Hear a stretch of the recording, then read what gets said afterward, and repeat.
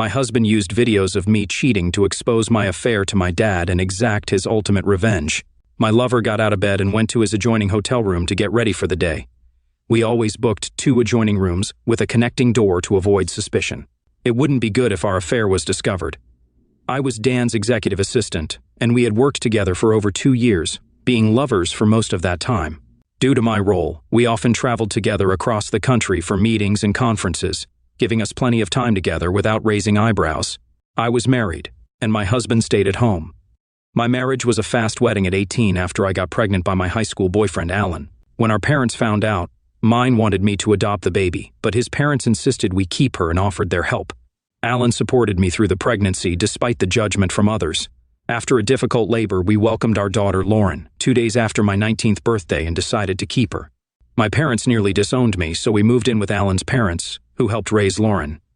After graduating, we both got jobs, married in a simple ceremony, and moved into a small house. Our plans for university were postponed when we had another daughter, Emma.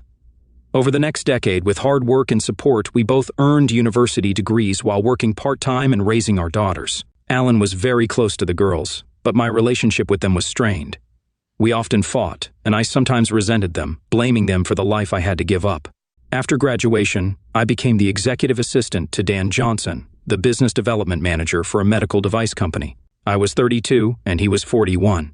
We quickly became a strong professional team, and I loved my job. Sales were increasing, management was happy, and I got a raise. My job involved a lot of travel, often with Dan, which was exciting. We visited new places, met clients, negotiated deals, and interacted with executives. Though I was away from home 3 weeks out of 4, the experience was fantastic. Dan and I spent a lot of time together and became close. Despite our age difference, he was married with 3 young children. To prevent Alan from worrying about my travels, I lied that I mostly traveled alone or with another woman and downplayed my relationship with Dan. In truth, I was fascinated and attracted to Dan. We often found cozy restaurants for dinner, wine, and long conversations. About months in, after landing a big sales order, we celebrated with a special dinner and champagne. That night, Dan confessed his love for me. My heart raced, and after a moment of hesitation, I followed him to his room. We spent the night together. The next morning, I felt guilty but justified it as an experience I deserved, since I hadn't had the chance to explore relationships when I was younger. I also realized I had forgotten Emma's 11th birthday the night before. Despite the guilt, I acknowledged my involvement as Dan smiled and squeezed my hand on the plane home. When I got home, the guilt hit me again. Alan was happy to see me after a week away, but I avoided his hugs and kisses. That night, I declined his advances, claiming I was tired, though I was also sore from being with Dan. It was the first time I had ever turned Alan down. Our affair, which began 18 months ago, continued non-stop. Over time, I got over the guilt and hid my secret from Alan, emotionally disconnecting from him and our girls. My thoughts were always about Dan. Lying became second nature, and I didn't feel guilty anymore. I had fallen deeply in love with Dan and occasionally thought about leaving Alan for him. As our company expanded, Dan and I traveled more often for work. When there were no scheduled trips, we created fake business trips and spent the night in a nearby hotel. We also took short vacations together, using conferences as an alibi. We were careful at work, always behaving professionally and never meeting alone. We communicated through secret email accounts and never met in our town at home. I argued with Alan about my demanding boss and frequent travel. He often suggested finding a job with less travel, but I told him I was learning too much and earning well. During rare work events with partners, we were very cautious, briefly introducing our spouses before mingling with others. No one suspected anything. Alan was happy with my career success but annoyed by my frequent absences, which left him to handle most of the child rearing on top of his IT job. Although I still loved Alan, we were drifting apart and our affection had dwindled. I felt guilty and made a mental note to try to make it up to him. We had a rough start in life early on, having our first child getting married and having another shortly thereafter. Through hard work and teamwork, we managed to graduate from university, me with a degree in information technology and Amy with a degree in commerce, all while raising 2 girls. We overlooked the difficulties because we loved each other deeply. When Amy got her first professional job after graduation about 2 years ago, she was overjoyed, and I was very proud of her. Finally, we were both working professionally, earning a good salary, and could begin enjoying a normal life together. At first, I supported her career in every way I could, but I grew increasingly resentful of the long hours she worked and the amount of traveling she did. She left home around in the morning and usually didn't get home until, or in the evening. Most weeks she would be gone for at least 1 or 2 nights, sometimes more, and occasionally she wouldn't get home until Saturday afternoon. When she was home during the week, she either worked after dinner or just sat in front of the TV. On Saturdays, she would sleep late and then go shopping. On Sundays, she would go to the gym in the morning and then have lunch with her girlfriends. She was usually too tired to go out with me in the evening. We didn't spend much family time together. She was always too busy at work to take vacations, so the girls and I often vacationed without her. I noticed that her character was changing. The loving wife and mother was gone, replaced by a selfish, often irritated, and aloof person, and sharing my bed. Whenever I tried to bring it up, I was immediately rebuffed. She would say it was just my imagination, or that she was tired from work, or she was working hard for us, or that everything was fine. I worried about how it might end. At the end of her first year, I was required to accompany her to a Christmas party at the CEO's mansion. It was there that I first met her boss, Dan, and his wife. We chatted politely but briefly about nothing, then he bowed out and they went off to socialize. My wife led me to others and started a conversation with the other employees. Later, I thought it was a bit odd. Her boss seemed quite friendly, though a bit reserved, not the ogre Amy had described. Dan's wife was also very pleasant. Since Amy was his executive assistant, I thought we would have more than just polite, cursory conversation. I also sensed that Amy was a little tense. She had a habit of talking really fast when she was nervous, and it gave her away. I thought it was odd that she was nervous around her boss when they worked so closely together. It was perplexing to me. Although I trusted her completely, I still put the thought aside for later. Over the next year, I was very busy as I decided to start my own IT consulting company. Additionally, I was practically single-handedly raising our girls, so I pushed all concerns about Amy to the back burner. Life with Amy was a repeat of the previous year. She started traveling even more often and becoming more distant from all 3 of us. Lately, I began to notice that her attitude toward me was becoming condescending and dismissive. She showed me no love, no affection, nothing. Only occasionally did I receive something without any love or closeness. It was obvious that our relationship was crumbling. At the end of the year, I again attended her staff Christmas party. Our interaction with her boss was a repeat of the previous meeting. Afterward, a fleeting thought crossed my mind that she was hiding something. For the first time since we met I began to doubt her. Was there another man in her life? The thought was almost overwhelming. We had fought together as a team, overcoming many challenges to get where we were now. She wouldn't do that, would she? What was I supposed to do?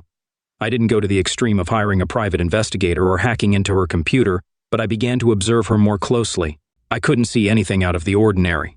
Either it was my imagination or she was very clever at covering her tracks. Either way, all was not well between us.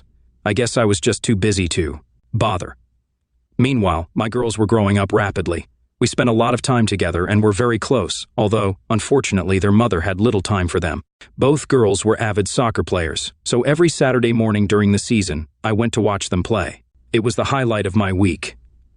After the game, we would go out for lunch somewhere, usually to their favorite Japanese restaurant, and chat about what they were doing. I noticed that they almost never mentioned their mother. Afterward, depending on the weather, we would walk on the beach, go to the movies, or go out with friends. After the first game of the season was over, Emma came up to me, accompanied by a new member of the soccer team. She was a charming girl, tall, absolutely beautiful with a wide smile, long dark hair, and deep dark brown eyes. She was also very athletic and had distinguished herself in her first game with Emma's team, scoring 2 goals. "Hi, Daddy, this is C.E. Can I come over and hang out with her this afternoon?" "Hi, C.E. Nice to meet you." "Sure, Emma, as long as Sai's parents don't mind." C turned and called out, "Mom, can Emma come over this afternoon?" The woman, obviously Callie's mom, turned and started walking toward us. Holy crap, she was the adult version of her daughter, and absolutely stunningly beautiful. She introduced herself as Sophie and readily agreed to have Emma come to her house in the afternoon. We chatted for a while, but I'm still not sure exactly what I said. I know I babbled incoherently. After they left, both my girls burst into laughter at my embarrassment and then smirked at each other. In the evening, Emma mentioned that Sophie was very nice. Sophie had been a single mom since Call's father died in a car accident about 3 years ago. Sophie single-handedly raised CI and her younger brother Tom for 11 years. The fact that she was a single mom definitely caught my attention. The following Saturday, as Lauren and I were watching Emma play soccer, Sophie and her son joined us and asked if they could watch with us. I mentally prepared myself to meet her again and was determined not to look foolish. We chatted during the game. She had recently moved to town for a new job and didn't know many people yet. She was very happy that Sai had made a new friend in Emma and complimented me on my good manners. After the match, Emma asked if Sai could come to our house. "Sure, Emma, that would be great if that's okay with you, Sophie." "Sure, why don't Sai come over now and have lunch with us? Do you like sushi?" "Yes, I love it." "Great, it's a deal. In fact, why don't all three of you have lunch with us?" I uttered. "Thank you so much for the invitation, Alan, but I'll be in the way of your family, so I won't be coming." I was feeling a little overwhelmed when Lauren spoke up. "No, please come, Sophie. It would be really nice to have you with us, and I'd get a woman to talk to for a change. You would be absolutely out of the way, please." She looked at me. "If you're sure I won't get in the way, Alan, that would be wonderful." I shook my head and mumbled something incoherent again. As we turned to walk to our cars, Lauren turned to me with a smirk and winked. Lunch was a great success. We, meaning mostly the four girls, chatted for almost 2 hours. I think Tom was glad of the other man's company, and we talked a bit amongst ourselves about computers and soccer. At one point, I heard Sophie very casually ask my girls if their mom ever came to watch their soccer games. Lauren's answer surprised me. "No, never. She's not really interested in us. She's only interested in her work and herself. Daddy is our mom too. He's the only one who cares about us." Sophie cast an inquisitive glance at me.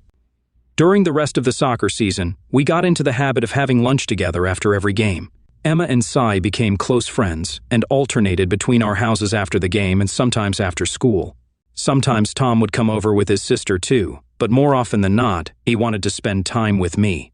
We often fiddled with computers, kicked a ball around, or rode bikes. I also noticed that Lauren often stopped by Sophie's house, and the two of them would sometimes go shopping and then stop for coffee and a chat. I noticed that my girls never mentioned Sophie to their mother, and neither did I. Sophie and I were becoming firm friends too. Since I was pretty much a single parent like her, it was much easier for us to help each other with parenting. After soccer season ended, we were increasingly alone with the kids on Saturdays when they went on their own field trips or to visit friends. When my wife wasn't usually around, I was pretty much free, so increasingly Sophie and I spent that time in each other's company, walking, eating lunch, or watching movies. I looked forward to our meetings more and more, and realized that I had fallen in love with her. Despite this, we never crossed the line of friendship. One day, over a cup of coffee with Sophie, I told her that I appreciated her spending time with Lauren. "You know, she's never quiet about you when she gets home, Sophie this, Sophie that." I laughed. "Well, and Tom is never quiet about you when he comes to see you. Alan this, Alan that." She laughed back. "Seriously, he needs a male figure in his life, so I appreciate you spending time with him." Then she suddenly said, "Forgive me for being blunt, Alan, but it seems pretty obvious that all is not well between you and your wife." We never discussed Amy, carefully avoiding the subject. I sat in silence for about seconds. It was a question I had long pushed to the back of my mind and avoided discussing. "The truth is, Sophie, if it weren't for the girls, I'd probably be long gone. Things have been really bad for a few years now. I've tried to talk to her many times, but I've hit a brick wall. Our marriage was hard from the beginning. I think Lauren told you about how Amy and I got married." "Yes, and she blames herself a bit for putting you in that situation. I know, it's crazy, and I tell her it's not her fault in the slightest." That opened the floodgates for me. I spent the next hour pouring out all my sorrows on Sophie. At the end, she came over and gave me a big hug. It was my first real female hug in forever. "I'm here for you whenever you need me, Alex, you know that." I only hugged her tighter and didn't let her go. Soon another year was over, and the annual Christmas party for Amy's co-workers came around again. My reacquaintance with her boss was very similar to the previous 2 years. This time, I was on high alert. Although Amy and her boss seemed much more at ease than before, something was not right. I had a definite suspicion about these two. Toward the end of the evening, Amy excused herself to go to the bathroom. After a minute, I looked over and realized that her boss was also nonchalantly heading upstairs. I decided to follow her and went upstairs looking for her. She wasn't in the bathroom, so I looked all around the huge house and was about to pass the ajar bedroom door when I heard my wife's voice inside.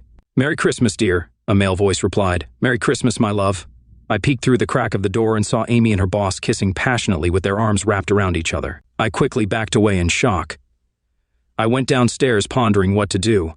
I was beyond angry, feeling just dead inside. I don't have a temper, so instead of an immediate confrontation, I calmed myself and decided to investigate and make a plan.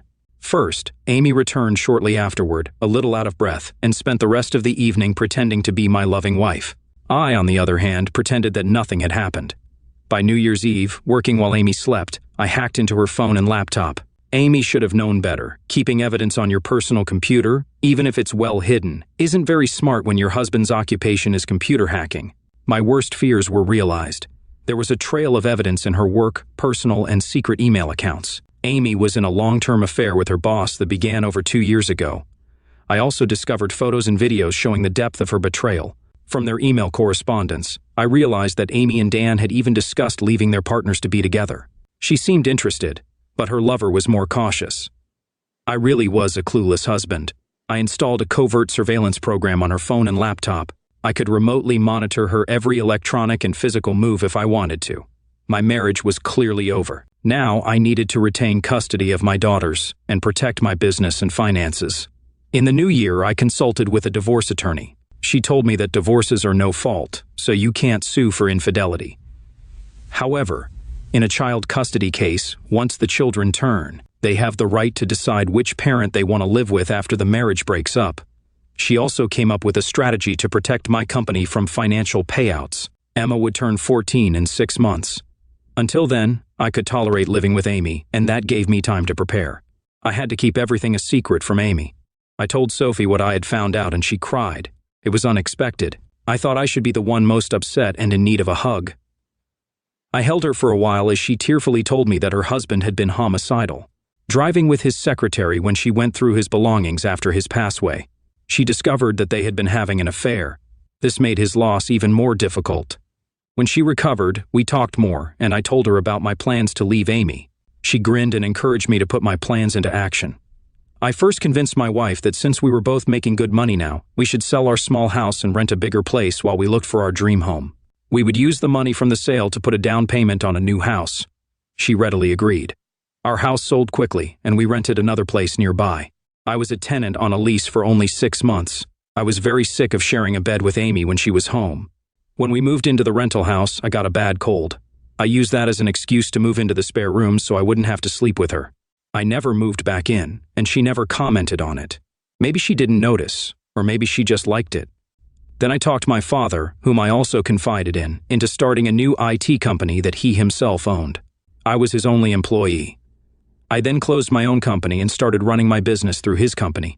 Everything was going according to plan until I ran into a very nervous and scared Lauren.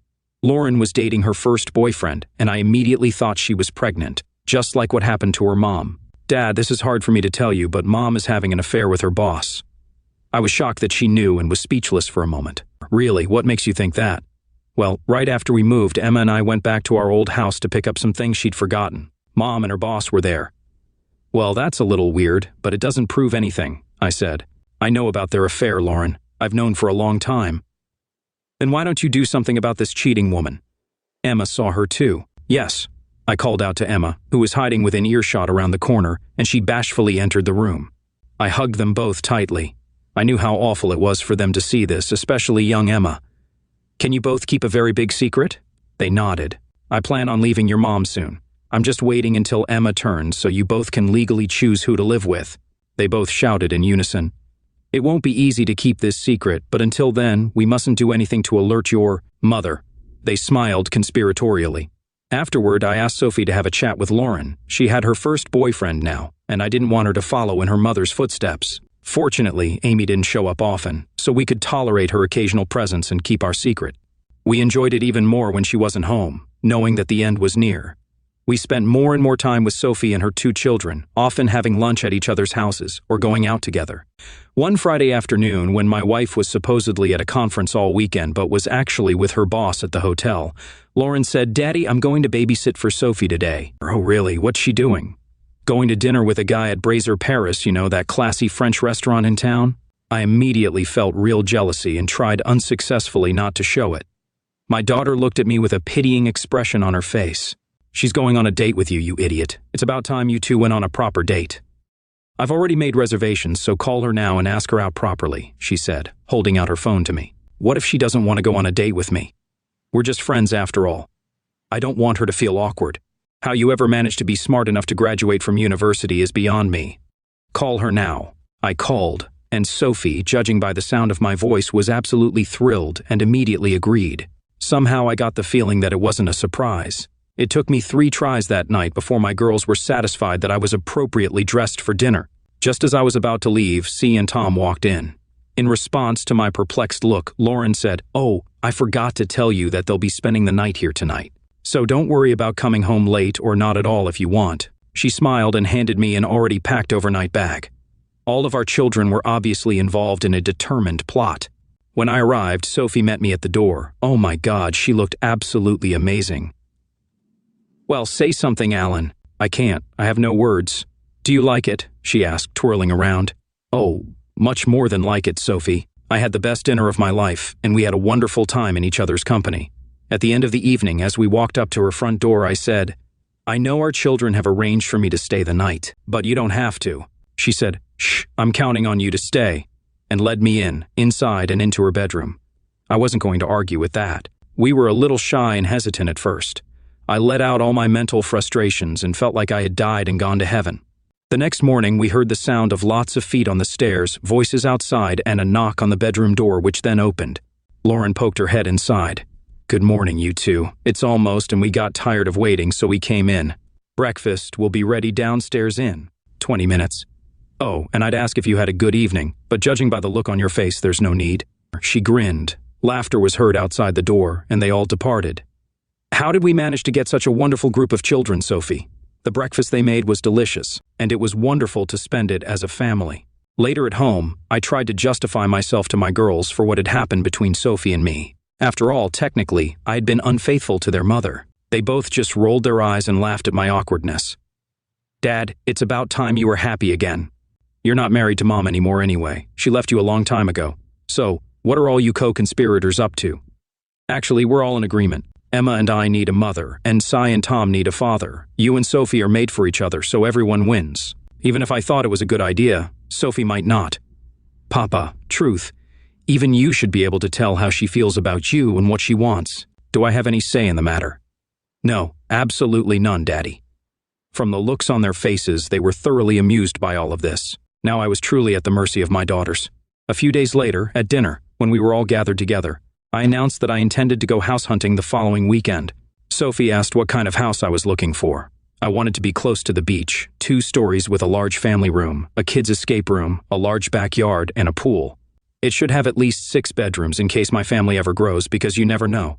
Looking directly at her, I said, "I also want to make sure it will appeal to the woman I might fall head over heels in love with." Sophie stared back for a full minute, then walked over to where I was sitting and kissed me passionately in front of the children. When we took a breath, they watched us in silence, and then exploded with joy, dancing around us. I took that as a yes. After weeks of searching, we found the perfect place. We decided to buy it jointly. She used her husband's life insurance money, and I used the proceeds from the sale of my house as collateral. Everything was ready for a showdown with Amy as Emma's teach birthday, and thus D-Day, approached. Amy announced that she was leaving for days to attend a sales conference on the West Coast. I later checked her email and discovered that she was actually going on vacation with her boss to celebrate their 3rd wedding anniversary on the island of Bali in Indonesia. To avoid arousing suspicion at work, they independently told everyone that they were going on vacation with their families because they were working so hard that they were neglecting them. She would leave work a day earlier than her boss and fly to Bali alone. He would fly in a day later. She would come back to work a day earlier than her boss to make the script look believable. They were getting lazy. Their gimmicks weren't up to their usual standards, as the whole thing could easily unravel if someone checked. Amy flew off to her conference, and we immediately started packing and moving our things to our new home, where Sophie and the kids had moved a month earlier. The Balan god of vengeance, if there is such a thing, was really smiling down on me. The same night Amy arrived, a Gung volcano, an active volcano in Bali, began erupting in full force, spewing clouds of volcanic dust into the air. All air travel in and out of Bali was immediately suspended. Her lover stayed home, and Amy was stuck in Bali alone to celebrate their wedding anniversary. This is impossible to make up. I laughed so hard I almost peed my pants. The volcano continued to erupt, and all flights were still canceled, separating the lovers. Behind the scenes, I checked her emails and messages every day. To myself, the lovers were not happy, and Amy was very resentful of Dan, as if it was his fault. Every once in a while, Amy would call home and tell me how busy she was at a conference and blah blah blah. Typically, I would ask her how things were going at the hotel and ask questions about the city she was supposedly in. When I later gained remote access to her laptop, it turned out that during the phone call, she had been frantically searching the internet for information to come up with plausible answers. Meanwhile, all 6 of us were settling into our new home. I had my attorney file a separation document with the family court. I also obtained temporary custody of my girls from the court after filing their signed statements that they wanted to live with me. As the day of Amy's return approached, all flights were canceled, and I wondered how Amy would handle the situation. She called me one evening and told me that she had made a lot of connections with potential big sales leads at the conference, and her boss had asked her to follow up with them right away before she returned home. I could tell she was very nervous. It's also a good thing she didn't call on the video link, or I wouldn't have been able to contain myself. I just assured Amy that we were fine and I understood. Another week went by, and she was still stuck in Bali. I saw frantic emails and texts between the 2 lovers. Her boss informed everyone at work that she had to extend her vacation due to a family emergency. Her boss also called me and deeply apologized for causing Amy to be away from home for so long, but it was a big opportunity vital to the company, blah blah blah. I waited for his call and was ready to answer like a dutiful husband to an important working wife. I assured him that I was fine and understood. I then innocently asked him where Amy was going. He began to quickly think of places. I read Amy his letter letting her know where she needed to be. My strategy, of course, was to make her squirm and plant the seeds of doubt in her mind that she had been discovered.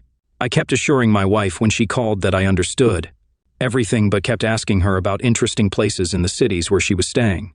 I knew she had researched everything beforehand, so I always asked her a few unexpected trick questions and enjoyed her attempts to give herself away. I was just playing dumb. During one call, I said, "Hey, Amy, did you read about those poor people who are stranded in Bali and can't get home because of the volcano?" There was a moment of silence, then she replied, "Oh yeah, but I didn't pay much attention to it on the news. One of my CO workers was stuck there for 2 weeks. Do you remember Paul Howard and his wife? We met them about 6 months ago. Oh yes, we're working on a project together, and he has to do his part of the work remotely via the internet from his hotel in Nadua. At least the Grand Hyatt isn't a bad place to be stuck." Amy's squeak was heard on the line. Sure enough, it was the hotel she was staying at. Paul hadn't even been to Bali, but she didn't know that. Immediately after the call, she'd moved to a cheap hotel on the other side of the island. She must have prayed she could get away with it. Of course, my 5 girls and son thought the whole farce was hilarious. Yes, Sophie's children were mine now. Finally, after almost 3 weeks, the volcano stopped erupting, and flights from Bali resumed. Amy called me to tell me that her work was over and she would be back on Friday afternoon. I was waiting for her at the airport at our rented and now vacant house. I'd planned this meeting very carefully. When she walked in, I was sitting at the kitchen table with 2 glasses and a bottle of wine. She looked tired and very nervous. Oddly enough, for someone who had been on a business trip for 3 weeks, she had a deep tan. I didn't bother with the usual kiss on the cheek. "Wow, you got a great tan on your business trip. Did you even have time to do anything?" She babbled something, blushing. "Sit down and have a glass of wine with me." I poured wine into my glass and took a sip. "Alan, I'm tired. I just want to go upstairs, take a shower, and rest before dinner. I'm sorry, but we have something to discuss, and it can't wait, so please sit down. The girls are staying the night at a friend's house, so won't be disturbed." The look on Amy's face expressed genuine fear. She thought her game was finally over, and I was about to lower the boom, but she didn't know how to handle it. She reluctantly sat down, and I poured her a glass. I'd rehearsed the speech many times and honed the apologetic face. "You know, things haven't been smooth between us for a long time, Amy. Do you know why?" She looked startled and only mumbled a no. "I'm sorry to have to tell you this, Amy, but I can't sugarcoat it. The truth is that I've met another woman. I love her, and I want to be with her. That's why I've decided to leave you to be with her." A sudden shock struck her, and the frightened expression on her face was replaced by wordless rage. I continued, still apologizing. "I didn't mean for this to happen. It's just that you were away so often, and I got lonely. How dare you do this to me, Alan? After all I've done for you. Who is she? I assume you're entertaining her, blah blah blah." I just sat there with a sorrowful face while she poured out her anger on me for about 5 minutes. "I can see that you're very angry, and that's understandable. It's pointless to continue the conversation now. I'll come back tomorrow around 4 in the afternoon to talk some more. We have a lot to discuss." I left her there and walked back to my new home. A string of angry text messages and voicemails followed me, but I didn't bother to respond. Back home, everyone was wondering how it went. My response? Even better than expected. For dinner, we had pizza and watched a movie together. The girls turned off their phones to avoid communicating with their mother, even though I made it clear to them that they could not cut off contact with her. Why didn't I attack her for her cheating? Because it would have hurt her so much more that way. That night, Sophie and I made tender love, and all my anxiety and tension just melted away. Amy, who the next afternoon I showed up at my old place armed with a folder of papers. I was greeted by a still very annoyed Amy, along with her best friend Claire, a lawyer I had never liked. I saw old emails where CLA had encouraged Amy to continue the affair in the early days when Amy was feeling guilty and thinking about breaking up. I sat down at the table, facing both of them. CLA appeared to be the spokesperson, and offense was the best form of defense. She proceeded to tell me at length what a prick I was and what a wonderful wife and mother Amy was, how I had taken advantage of her while she was away and worked so hard for the family, how I should beg her to come back. If I didn't, she would clean me out in the divorce, take the girls, and I would never see them again. What hypocrites. After last night, they apparently decided that if I knew about her affair with her boss, I would have brought it up. I kept a sad, apologetic, and questioning look on my face. Amy, I realize how much this hurts you, but I guess I'm a little surprised that you're so angry. For quite some time, I haven't felt like you really loved me. You've been physically and emotionally absent from our marriage for the last 3 years. That's utter nonsense, Alan. Of course I've been around. I know I work hard, which often distracts me from my work, but I did it for us. So, tell me, Amy, when was the last time we made love? Amy remained silent. I can tell you it was years ago. Yes, we have physical engaging very rarely, but I was talking about making love. I can tell you the exact date of the last time. Remember years ago? You were away on a business trip and forgot to call Emma on her 5th birthday. She tried to call you several times throughout the evening but never got through. She was so upset. I remember it well. Because Emma's birthday was 2 weeks ago when you were on a business trip and you forgot to call her again. So I thought it was a bad anniversary for us. She threw me a guilty look. Ever since you came home from that trip 3 years ago, somehow our relationship has never been the same. I realized from the look on their faces that I had hit the mark. They looked very uncomfortable and squinted at each other. After all, Amy, we've been sleeping in separate bedrooms for about 6 months now. It doesn't seem to bother you. I can't remember the last time we went out together or went on vacation. It feels like you spend your vacations at work. They both shuddered. When you're home, you're not here with me and your girls. I smiled inwardly as I watched them squirm in their seats. Anyway, Amy, I'm sorry, but I'm going to move on with my life, and I hope for the girls' sake we can make our separation as easy as possible. Reconciliation is really impossible. Who is she? Do I know her? You've met her daughter C, Emma's best friend, a few times. Her mom Sophie and I met at Saturday soccer last year and became friends. I think our friendship grew until we realized we were in love with each other. We had an affair and recently decided to move in together. Before they could say anything else, I placed a large index folder on the table. I've gathered some documents and information for you. Tab A is the separation agreement I filed with the court 2 weeks ago. Tab B is the divorce petition you need to sign. The sooner you sign, the sooner we can move forward. Tab C is the proposed financial settlement. Tab D is the new lease on this house. The lease expires in weeks, so you will have to renew it in your name if you want to stay. Tab E contains all the utility contracts. I gave notice to terminate the agreements in weeks. If you want to stay, you will have to renew them in your name. Tab F has the bank statements. I have withdrawn 60% of the funds from our joint accounts. The credit cards in your name now belong to you. Finally, Tab G is a temporary court order for custody and child support. The girls have decided to move in with me, so custody will be handled by me. Child support will be paid directly from your paycheck at work. Access to visitation has been left open so we can work this out as we see fit. They were stunned that I was so well prepared. Claire began, "You creep. You've been planning this for ages.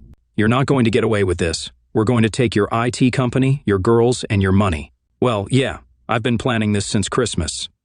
I had an epiphany at your staff Christmas party, Amy. I realized it was over between us, and it was time to act. I watched Amy frantically trying to remember what had happened there. So, selling the house to buy another was a shame, CLA said. I only smiled.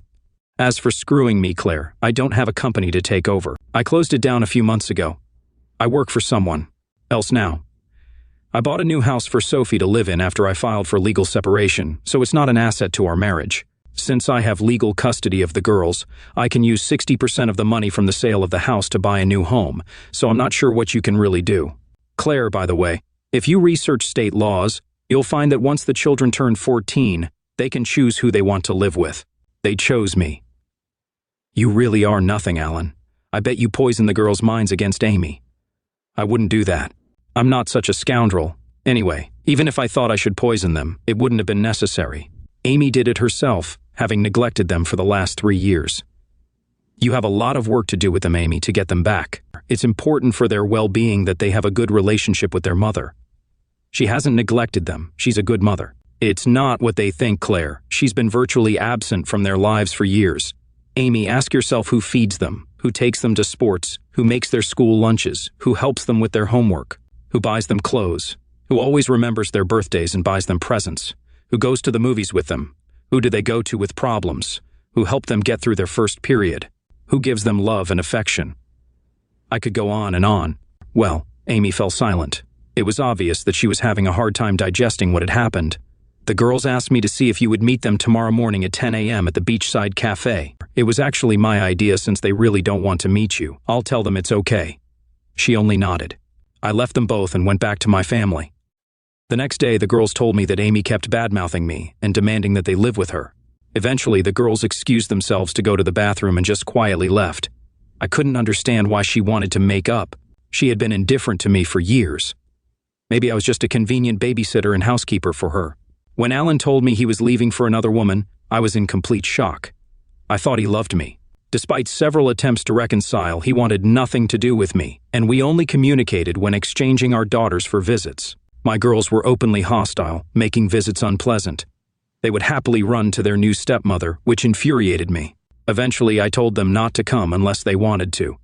I had envisioned my life continuing as it had, my lover on the road and my husband at home. Alan leaving was a huge shock and emotional blow. Over time, I realized he was right. I had been an absent wife, focusing all my love and emotional energy on Dan for the last years, leaving almost nothing for Alan. It was surprising he stayed as long as he did. Unable to afford my house and child support, I moved into a tiny apartment, spending nights alone watching TV and eating takeout. Dan's attitude changed when Alan left me. He became too busy with his family to spend time with me, sending me on business trips alone and saying I could handle the clients. Our emotional connection faded. 6 months after my marriage ended, Dan announced he was moving to another city for a new job. Tearfully, I asked him to never contact me again. Suddenly, I was a divorced woman. I couldn't help but think of the line from a Joni Mitchell song, "You don't know what you've got until it's gone." I foolishly thought I could have it all. Alan was now with a beautiful woman who was impossible to hate, and he was glowing with happiness, just like he was when we were young. My girls were much happier, too, treating Sophie as their mother and seeing me as an annoying relic of their past. It was very painful. I hit rock bottom when I complained to my girls about my situation, and Lauren looked at me coldly. "So, did you leave your father after all?" I know I wasn't the perfect wife and was neglectful, but he left me for another woman. "Mom, he left you because you had an affair with your boss for 3 years. The look on my face said it all. I was so ashamed. Alan had known all along but hadn't said anything. My life was a mess. I had lost a good husband and my daughters. True to his word, Alan advised our girls to keep in touch with me. Gradually, they began visiting willingly and sometimes stayed overnight. One evening, as I drove the girls to their new home, I asked Alan for a chat. We got out of the car and I faced him. "Lauren told me you know about Dan and me." "I'm sorry, Alan. You were a good husband, and you didn't deserve this. I was selfish and got what I deserved." He nodded. "Why didn't you tell me you knew, Alan? Maybe you could have stopped me in time." "By the time I found out, it was too late." "When did you find out?" "I caught you with your boss at the office Christmas party last year. After that, I did some digging and found out everything. I have to admit it amused me when you were stuck in Bali alone. Oh God, I feel miserable. Why didn't you confront me?" "I was angry and wanted you to feel my resentment. I found out you're not the first secretary your boss has slept with. He has a history of using and dumping women. I decided the best way to punish you was to stay quiet and let things unfold. If I made a scene, his wife might divorce him, freeing him to be with you. I figured you'd feel worse if you thought I left you for another woman. Your strategy worked perfectly. My life is a mess. I'm sorry you were hurt so badly. Well, a little sorry. You don't need to apologize. It was my fault. If you had done what I did, I would have walked away from you. Looking back, I was seduced by excitement and became dependent to it. I tried to stop early on, but it was too late. I became obsessed and forgot about you and our girls. For a while, my anger has subsided, Amy, and I forgive you. I've also become philosophical about it. After all, I wouldn't be with Sophie now if you hadn't cheated on me. Yes, I know. That's what hurts the most. Our marriage was challenging from the start. Sophie, I don't think you're a bad person. You made a big mistake, but he was a skilled manipulator. You didn't have a chance to fully mature and experience normal teenage life, including dating and figuring out who you wanted to be with. You were vulnerable, and your boss took advantage. You're probably right, Alan, but why did you have to tell the girls about him? It was too harsh, no wonder they hated me. I didn't tell them, Amy. They found out themselves. What, they came back to our old house unexpectedly and caught you both in the living room. Remember? Just after we moved out. I couldn't recall at first. Then the memory hit me with horror. What did they see? Pretty much everything, even Emma. Lauren described it to me in detail. My body tensed with shame and I burst into tears, leaning into Alan's comforting embrace. He held me tightly, consoling me as I sobbed into his chest. Eventually, he carried me inside and laid me on the couch. Sophie and everyone else were kind and supportive, urging me to stay and join them for dinner. Seeing Alan happy with his new family, I felt the weight of my mistakes as I walked out to the car that evening. He put both hands on my shoulders. Amy, don't keep blaming yourself. We faced challenges from a young age, becoming parents and committing to each other. Our marriage lasting 14 years is a testament to both of us. Look at the positives. Our mistakes brought us 2 wonderful daughters, a legacy that can never be taken away. You're right, Alan. Speaking of mistakes, I've made another. Sophie is pregnant, so we're getting married sooner than planned. You seem prone to mistakes. You're a good man and a good husband, Alan. Better than I deserved. I wish you well. I hugged him and kissed his cheek before leaving, feeling regretful. Why did I forgive her so easily? For several reasons. Because holding on to hate can consume you and embitter you, because she was enduring a form of punishment just by seeing me with Sophie. There was still a lingering bond between us despite everything. Although I initially wanted to punish Amy, my true revenge was aimed at her boss Dan, who had seduced her away from me. I hacked into his computer and sent him an email disguised as Amy containing a hidden Trojan horse that granted me full access. I uncovered evidence that he had been embezzling from his former and current employers. I gathered substantial proof and anonymously sent it to both companies and the authorities. At his trial, he pleaded guilty and received a 1-year prison sentence. Throughout the trial, his wife stood by him, but after I showed her incriminating evidence of his numerous affairs, she ended their relationship on the spot. To complete my revenge, I visited Dan in prison. Initially, he didn't recognize me. Hi, Dan, we've met before. I'm Amy's ex-husband. What the hell do you want, prick? To deliver a message. The first one is from Amy. She sends her regards and hopes you're enjoying your new accommodations, which I helped you settle into personally. What you really should have hired professionals to encrypt your computer. It took me only 15 minutes to unlock everything after I hacked into it. I couldn't resist forwarding it all to the police. After he finished cursing at me, I continued. Also, I hope you don't mind, but I paid a visit to your wife and showed her all those compromising photos and videos I found of you and your mistresses. Needless to say, she was livid. She insisted on getting even, and I couldn't refuse. I don't understand why she wasn't enough for you. Nonsense. She wanted me to show you these. I spread the photos out in front of him. They had been doctored with Photoshop, but he didn't know that. She said to tell you that she'll never visit you here again, and you'll never see your children. I gave her the name of my lawyer who will handle her divorce from your sorry bum. The expression on his face was priceless. Yes, revenge is indeed a dish best served cold. My wife cheated on me, and it devastated my life, but I found a new path and got the best revenge. I stepped outside, holding a leash, ready to take my dog for a walk and enjoy a short run. As I observed my neighbors starting their cars and heading to work, I let out a deep sigh, realizing I had no office or workplace to rush to anymore. Following my business's bankruptcy, I was stuck with a huge pile of debt, and I'd be spending another day at home trying to revive my once thriving business, which had met with nothing but failure. The weight of these setbacks left me feeling lost in a world that continued moving forward without me. I noticed my neighbor, James, walking over from his well-maintained driveway. James ran a successful car import business and often had different luxury cars parked outside his house. Today was no exception, and James walked confidently with a big grin. James greeted me cheerfully, almost too cheerful. I responded with a forced smile, even though I noticed his grin seemed to grow wider. I remarked on another day of relaxation for him, though his comments stung. I calmly mentioned that every day brings its own challenges. James just chuckled and said he had cars to import, then strolled away. I watched him go, reminding myself not to let his insensitive remarks affect me. I knew some people couldn't resist the urge to gloat. Returning home used to bring me great comfort, but now it felt like stepping into a storm, not because of the walls or the furniture, but because of someone who lived there, my wife, Nicole. Nicole, who worked as an insurance agent, had grown distant and cold since my financial troubles began. The difference was stark. Gone were the days when she would excitedly call me to come home early for a romantic dinner or snuggle on the couch for a movie. Our conversations, once warm and affectionate, had become brief and mechanical. The home that had once been a sanctuary of love now felt like a reminder of what we had lost. I attempted to bridge the growing gap between us by mentioning the times when Nicole used to check on me during the day. Nicole responded curtly, without looking up from her papers, indicating that things change. One evening, after returning from work, I gathered the courage to approach Nicole, driven by my longing to rekindle the closeness we had once shared. I softly brought up our first anniversary, recalling the candlelight dinner on the terrace and our dance under the stars. Nicole looked up from her laptop with an unreadable expression and inquired about the purpose of my remarks. I confess, I said, I miss us. I miss how things used to be.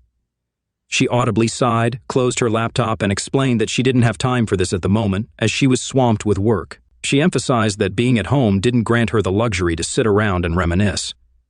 I felt a sharp sense of rejection and expressed my desire to spend time together as we used to. Nicole's eyes hardened as she mentioned the times had changed, highlighting her responsibilities while I pursued my activities. She indicated that she didn't have time for sweet talk and suggested that we could discuss things when she wasn't buried with work. I nodded, feeling the weight of the distance between us. All right, Nicole, whenever you're ready. As I walked away, the cold silence of our home felt more pronounced than ever. While walking through the park with my dog, a newfound optimism began to well up within me.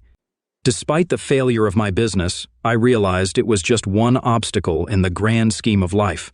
I whispered to myself, patting my dog, "It's just another challenge. I can and will rise again." Upon returning home from the dog walk, I noticed Nicole at the dressing table, gracefully applying lipstick and makeup. Her reflection caught my eyes, evoking memories of the early days of our love. I approached her with a gentle smile and complimented her beauty. Nicole didn't even glance at me. She continued applying her makeup. A moment later, when she was finished, she looked at her own reflection and smiled, remarking, "I am beautiful." In an effort to bridge the gap between us, I casually inquired about her work schedule for the evening. She paused, eyeing me curiously. "Around 7, I think. Why?" I winked and replied, "Oh, no reason, just thought I'd ask." In my heart, I planned a surprise. Tonight, I would prepare a home-cooked dinner, complete with her favorite wine. It was a small gesture, but perhaps it could mark the beginning of healing our bond and regaining her attention. After all, mending our relationship might just be the motivation I needed to rebuild my career. Was this response better or worse? I spent the day refreshing our home, with upbeat music playing in the background.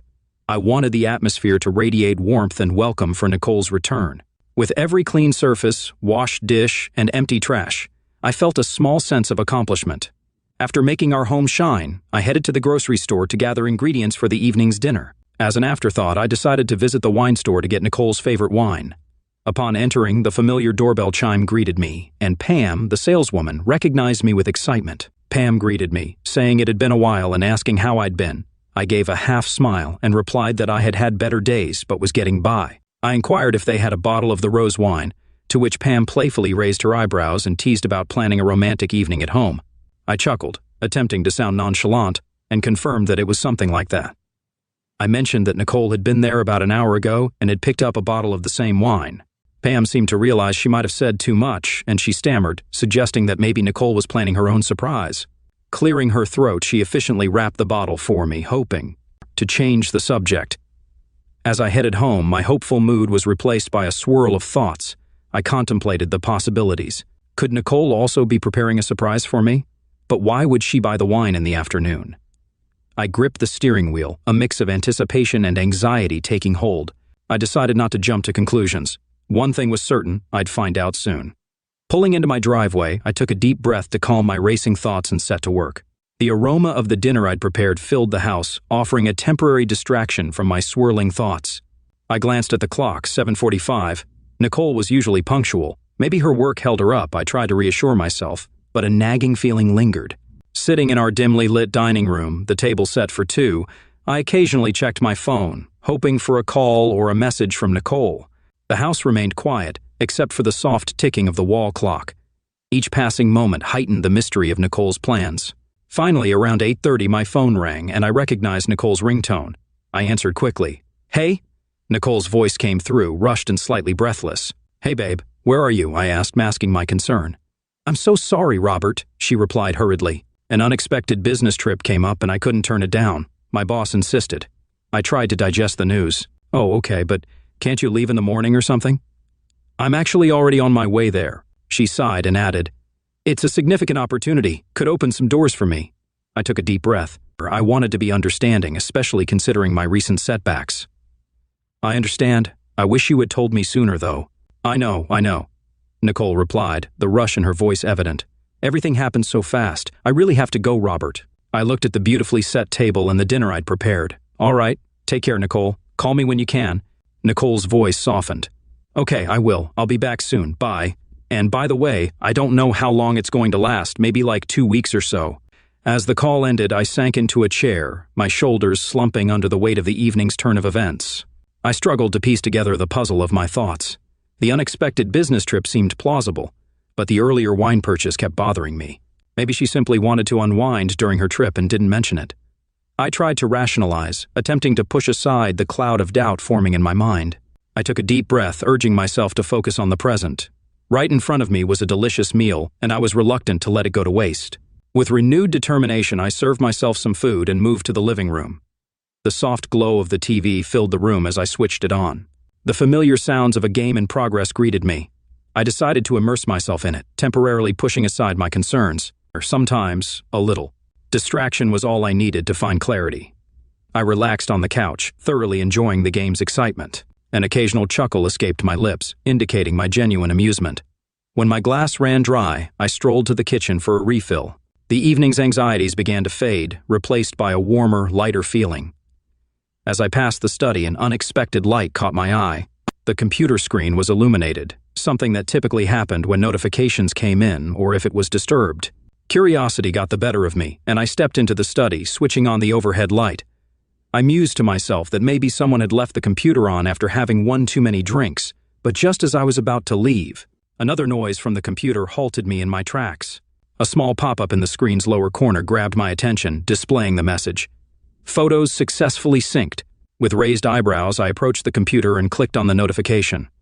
The screen showed the loading icon for a moment before revealing a list of files, all timestamped from just hours ago. Tentatively, I opened one of the files, and the image started loading from top to bottom, gradually revealing a familiar face. As the image continued to load, Nicole's smiling face appeared, and her surroundings became clearer. By the time the image fully rendered, my heart sank. There she was, my wife, playfully taking a selfie while sitting on her boss's lap. The realization weighed heavily on me, and I slumped into a nearby chair, holding my head in my hands. All the doubts and suspicions that I had pushed aside came rushing back, now confirmed by the undeniable truth on the screen.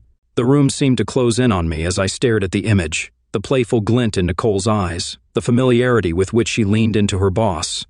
It all painted a story that I didn't want to believe. The wine I had consumed churned uneasily in my stomach. I returned to the list of files, clicking on another one. A sequence of photos revealed Nicole and her boss at a fancy bar. In some pictures, they were laughing and toasting with their glasses. In others, they were engaged in deep conversation, their faces close together. With each image, the reality of the situation became more evident. The evening's attempts to rekindle our relationship, the dinner I had prepared with care, it all seemed to taunt me now. A confusing mix of anger, pain, and betrayal flooded me, and most of all, I felt an overpowering sense of loss.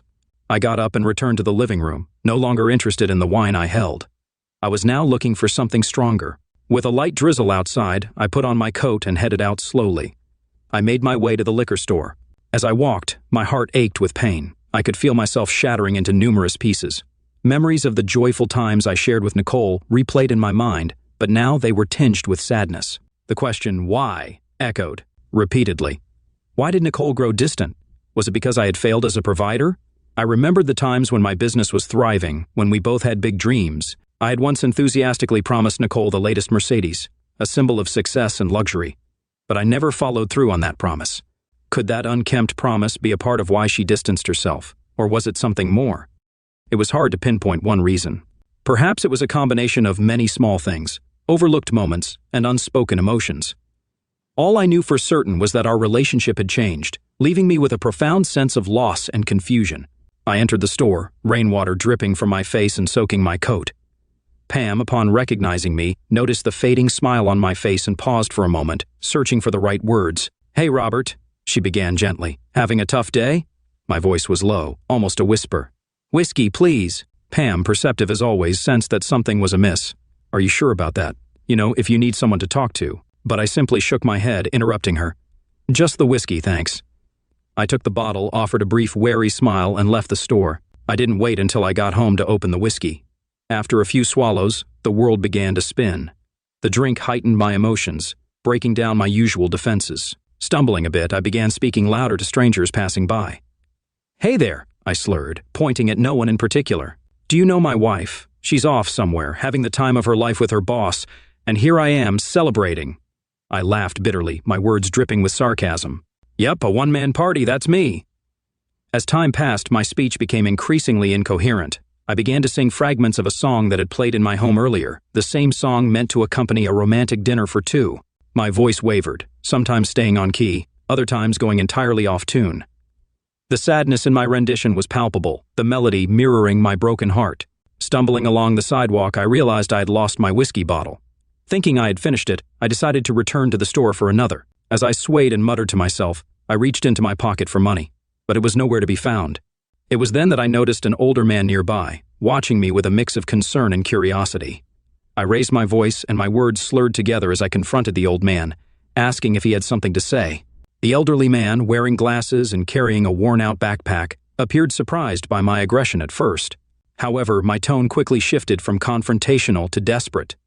I apologized to him, my voice breaking, and explained that I really needed a drink right now. I asked if he could spare $120. The old man sighed and reached into his pockets, pulling out a few crumpled dollar bills from his shirt pocket. He told me it was all he had and extended the money. To me, still steady on my feet, I accepted the money and mumbled my thanks.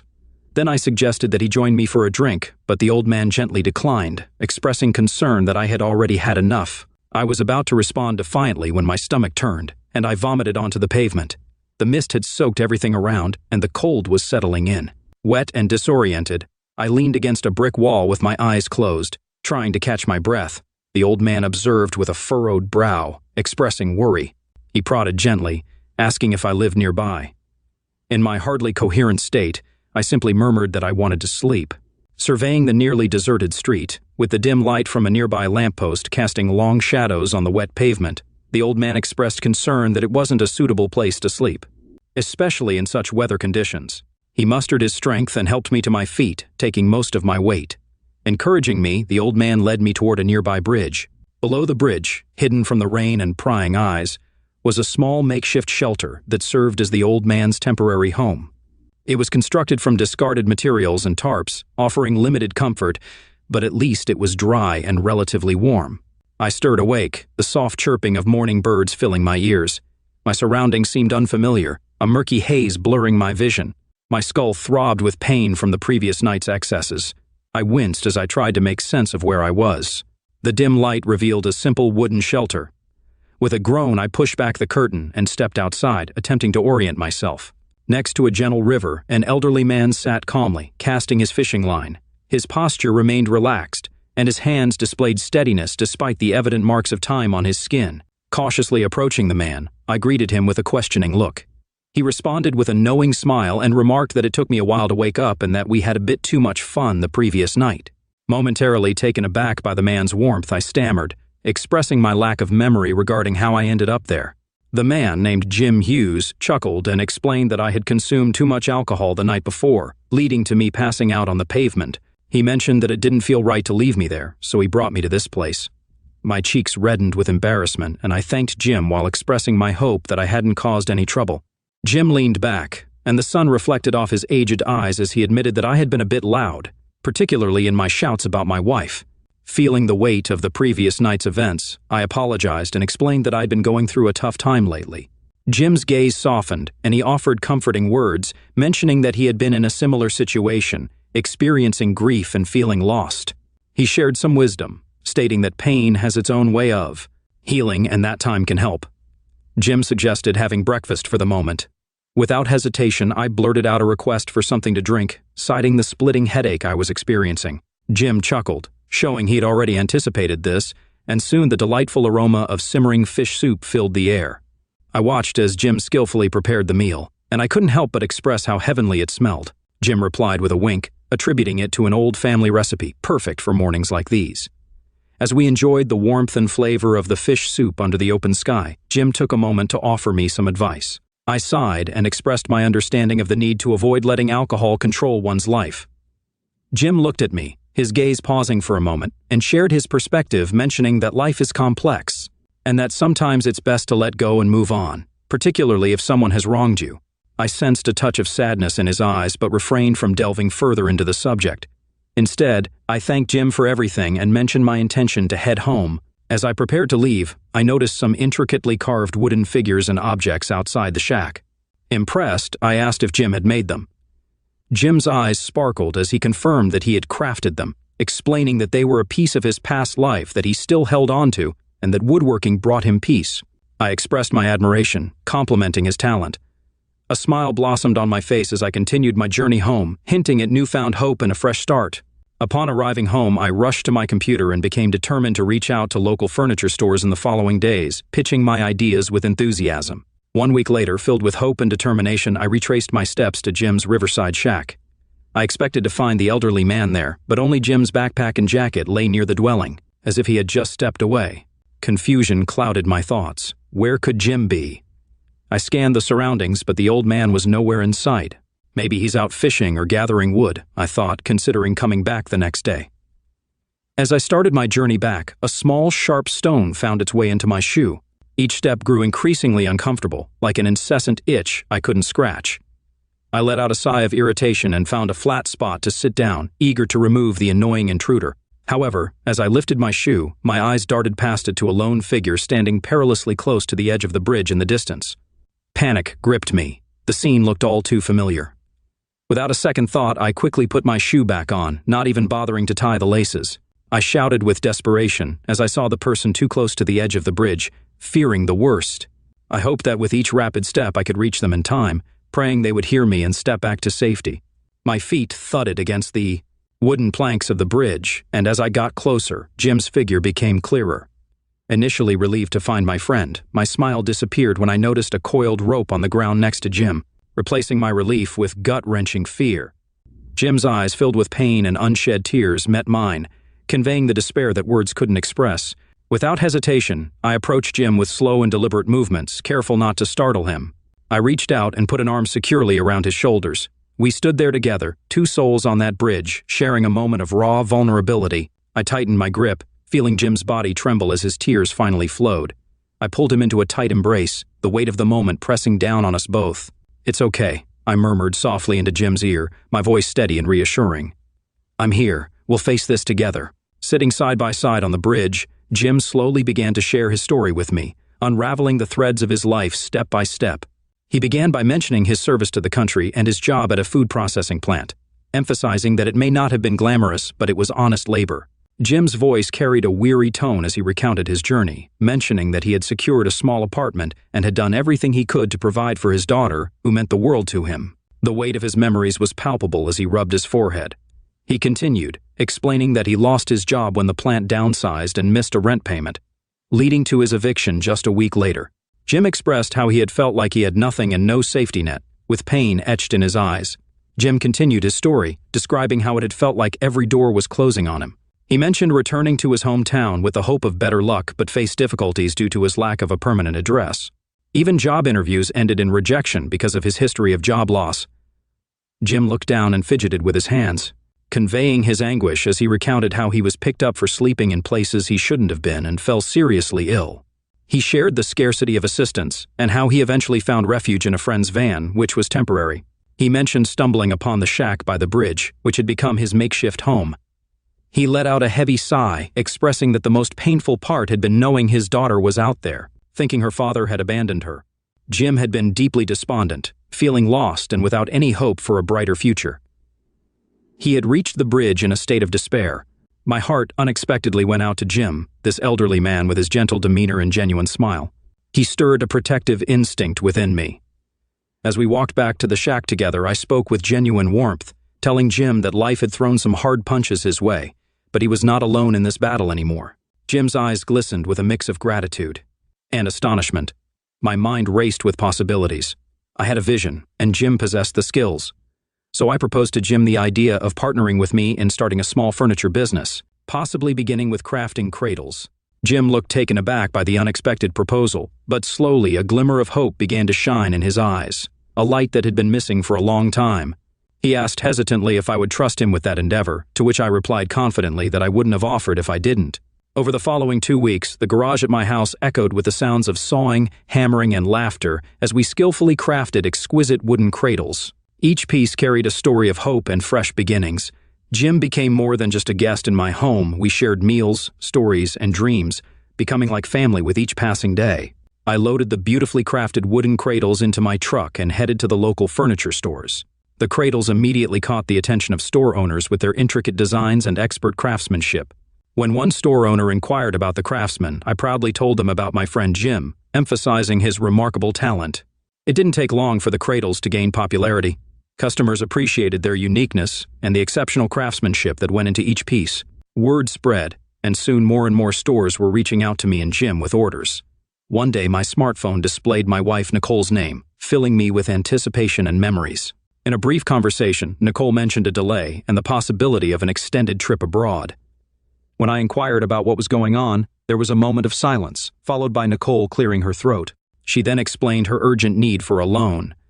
Hesitating due to our history and the abruptness of her request, I eventually conveyed my inability. "Nicole, I'm sorry, but I can't do that right now." Her irritation was audible, and she sighed and responded sharply with a "Fine, forget it," before abruptly ending the call. Jim and my collaboration had taken off, and the demand for our finely crafted cradles was on the rise. Our small workspace was quickly becoming inadequate to handle the expanding business. As time passed, it became evident that we needed more space to accommodate our growing enterprise. I recalled a conversation with my friend Mark, who mentioned owning an old barn just outside of town. It was spacious, sturdy, and had been vacant for years. The transition to the barn went smoothly, and we hired a couple of eager local workers who were enthusiastic about learning the craft and becoming part of our growing success. I began to oversee operations more frequently from my home office. One evening, after a long day at the barn, Jim returned home to a pleasant surprise. Upon entering the house, he found me bustling around in the kitchen, which was an unusual sight. Typically, we would share a simple dinner with the rest of the crew back at the barn before calling it a day. However, this evening was different. The table was neatly set, and a delicious aroma filled the air. Seeing Jim standing there, somewhat perplexed, I motioned for him to take a seat at the table. "Please, sit down, Jim. Dinner will be ready shortly," I said with a friendly smile. Jim, though confused, complied and took a seat, observing me as I moved about the kitchen with determination. Eventually, I joined him at the table, removing my apron. My face lit up with a wide grin, piquing Jim's curiosity. "I hope you won't be upset, Jim," I began, my eyes gleaming with an indescribable emotion. Before Jim could inquire further, the doorbell rang. I quickly answered it, and a moment later a young girl hesitantly entered the room, her eyes filled with curiosity as she took in the unfamiliar surroundings. A woman followed closely behind. Jim's face shifted from pale to flushed with emotion as he recognized his daughter, Mindy. He rose from his seat, stumbling slightly as he rushed towards her. They embraced tightly, their emotions needing no words to convey their feelings. Behind them, I stood with the young girl, Kristen, smiling warmly at the heartwarming reunion. Mindy's voice quivered as she spoke amidst tears, expressing, "I thought I'd never see you again, Dad." Jim choked out with a trembling voice, "I'm so sorry, sweetheart, I should have reached out." In a soft tone, Mindy said, "You should have, Dad. But it's okay now," as she stroked her father's hair. Jim nodded, clinging to his daughter as if she would vanish if he let go.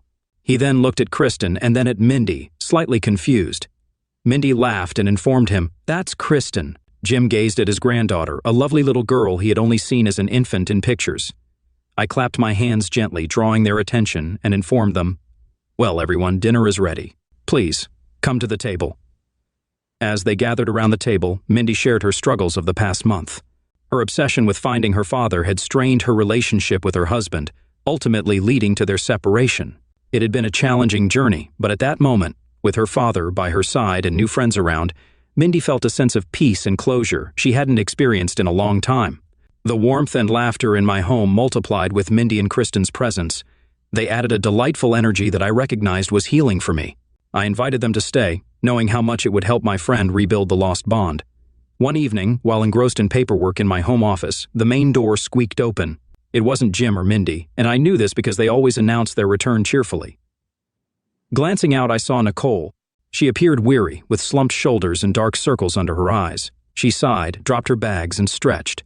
That trip was quite an experience. I watched her. Silently, a furrow forming on my forehead. She walked past me and slumped on the living room sofa, every move reflecting her exhaustion.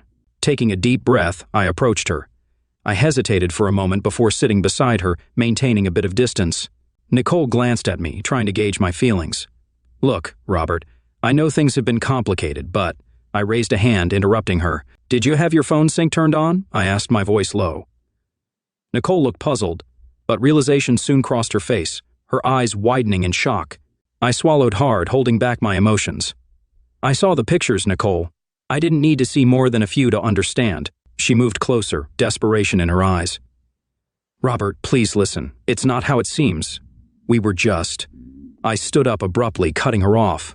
I wish I hadn't seen those photos, Nicole, but now that I have, things can never be the same. I can't. I won't pretend everything's okay. Nicole's voice trembled as she pleaded.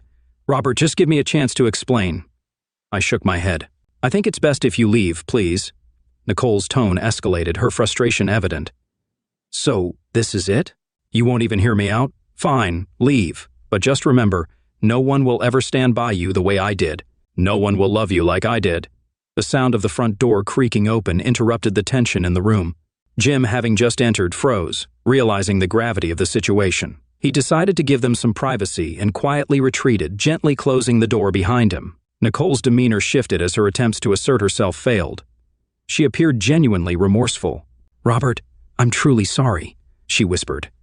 While I acknowledged her apology, I firmly requested that she leave.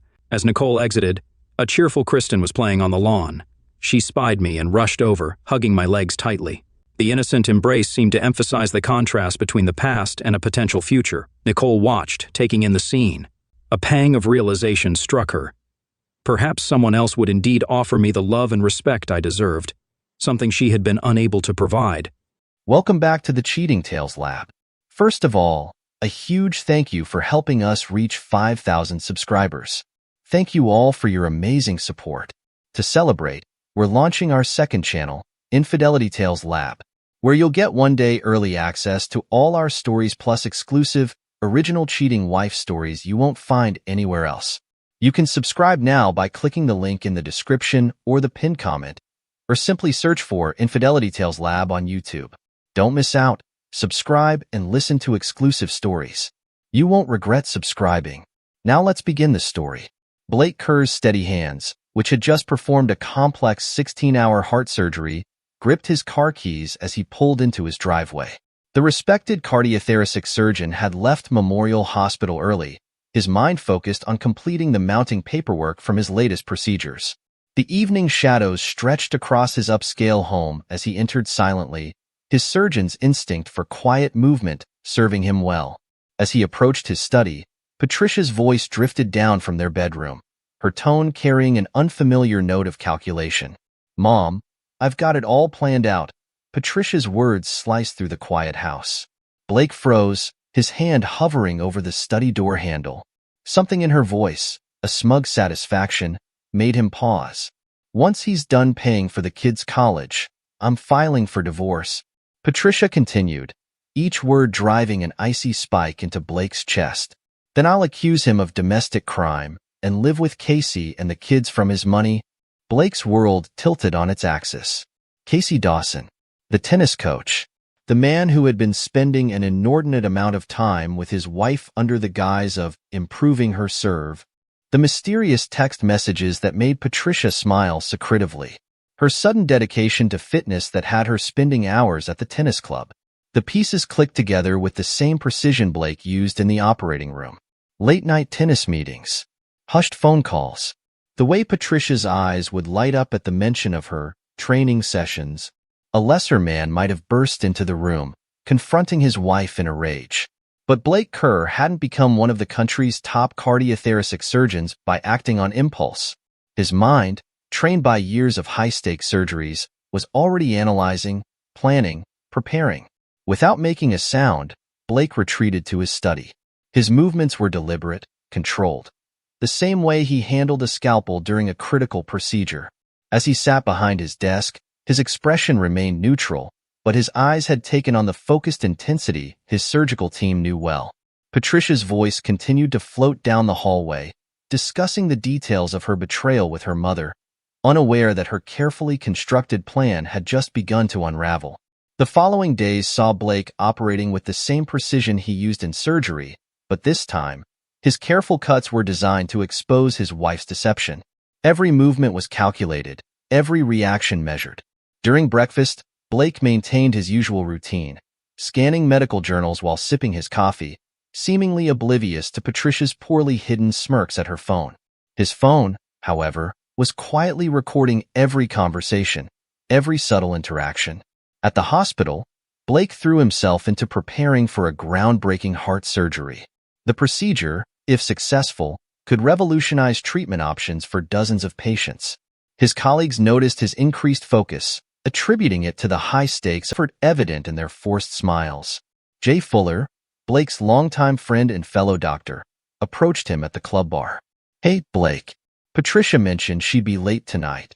Something about an emergency tennis committee meeting." Blake noticed the slight tremor in Jay's voice, the way his eyes wouldn't quite meet Blake's.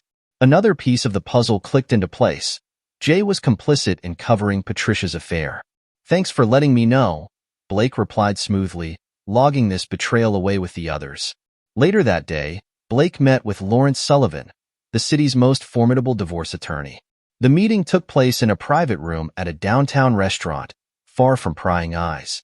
"Document everything," Sullivan advised, his expression grim.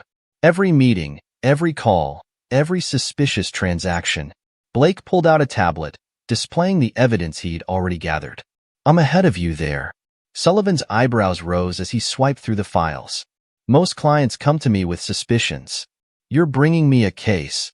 The discovery of Patricia's secret bank account came through meticulous investigation. Blake traced the money transfers with the same attention to detail he used in examining medical charts. Each transaction told a story of premeditated betrayal. Then came the email from Brooke Dawson. Casey's ex-wife had heard rumors about his latest student and felt compelled to reach out. "Dr. Kerr," her message began, "you should know that Casey has a pattern. He specifically targets wealthy married women. Your wife isn't his first, and she won't be his last." Brooke's information provided a critical piece of the puzzle. Casey Dawson wasn't just an opportunistic tennis coach. He was a calculated predator with a history of similar affairs. At the hospital, Blake channeled his personal turmoil into professional excellence. The revolutionary surgery he'd been preparing for became his anchor, a reminder of who he was beyond his failing marriage. The operation itself was a masterpiece of surgical precision. For 8 hours, Blake worked with unwavering focus, his hands steady as he pioneered a new technique that would change lives. "Remarkable work, Dr. Kerr." Dr. Troy Clements, the chief of surgery, congratulated him afterward. "This will put Memorial Hospital on the map." The celebration dinner that followed was an exercise in restraint. Patricia played her role perfectly, hanging on Blake's arm and beaming with pride. But her phone kept lighting up under the table, Casey's messages providing a constant counterpoint to her performance. Later that night, as Blake worked in his study, Patricia's voice once again carried through the house. She was on another call with her mother, unaware that every word was being recorded. "The allegations need to be believable," her mother counseled. "We'll start small, emotional manipulation first, then escalate." "What about the twins?" Patricia asked, referring to Taylor and Sandy. "They need to side with me for this to work." "They're in college now," her mother replied. "Promise them whatever they want. Once we get Blake's money, we can control the narrative." Blake sat in his darkened study, listening to his wife and mother-in-law plot his destruction. His expression remained impassive, but his eyes held the same intensity they did during complex surgeries. Every word they spoke was another piece of evidence, another tool he would use to excise this cancer from his life. As he sat there, Blake Kerr wasn't just a surgeon planning a precision strike. He was a man preparing to cut out the malignancy that threatened to destroy everything he'd built. And like every surgery he'd performed, failure wasn't an option. Blake Kerr sat in his office at Memorial Hospital, his fingers dancing across the keyboard with surgical precision. The screen displayed his banking interface as he methodically transferred assets to secure accounts he'd established days earlier. Each transaction was documented, photographed, and logged with the same attention to detail he brought to his medical charts. A notification popped up, another successful transfer. The joint accounts were being drained, though Blake carefully left enough to avoid any legal complications. His mouse hovered over the college tuition payment portal before clicking cancel on the upcoming installments. His phone buzzed, a text from Taylor and Sandy confirming their lunch meeting. Blake had chosen an upscale restaurant across town, far from their usual haunts where Patricia's social circle might spot them. The twins arrived together, their father's punctuality evident in their timing. Taylor, with her father's analytical mind, and Sandy, possessing his quiet strength, settled into their seats. Concern creased their brows at their father's unusual secrecy. "Dad, what's going on?"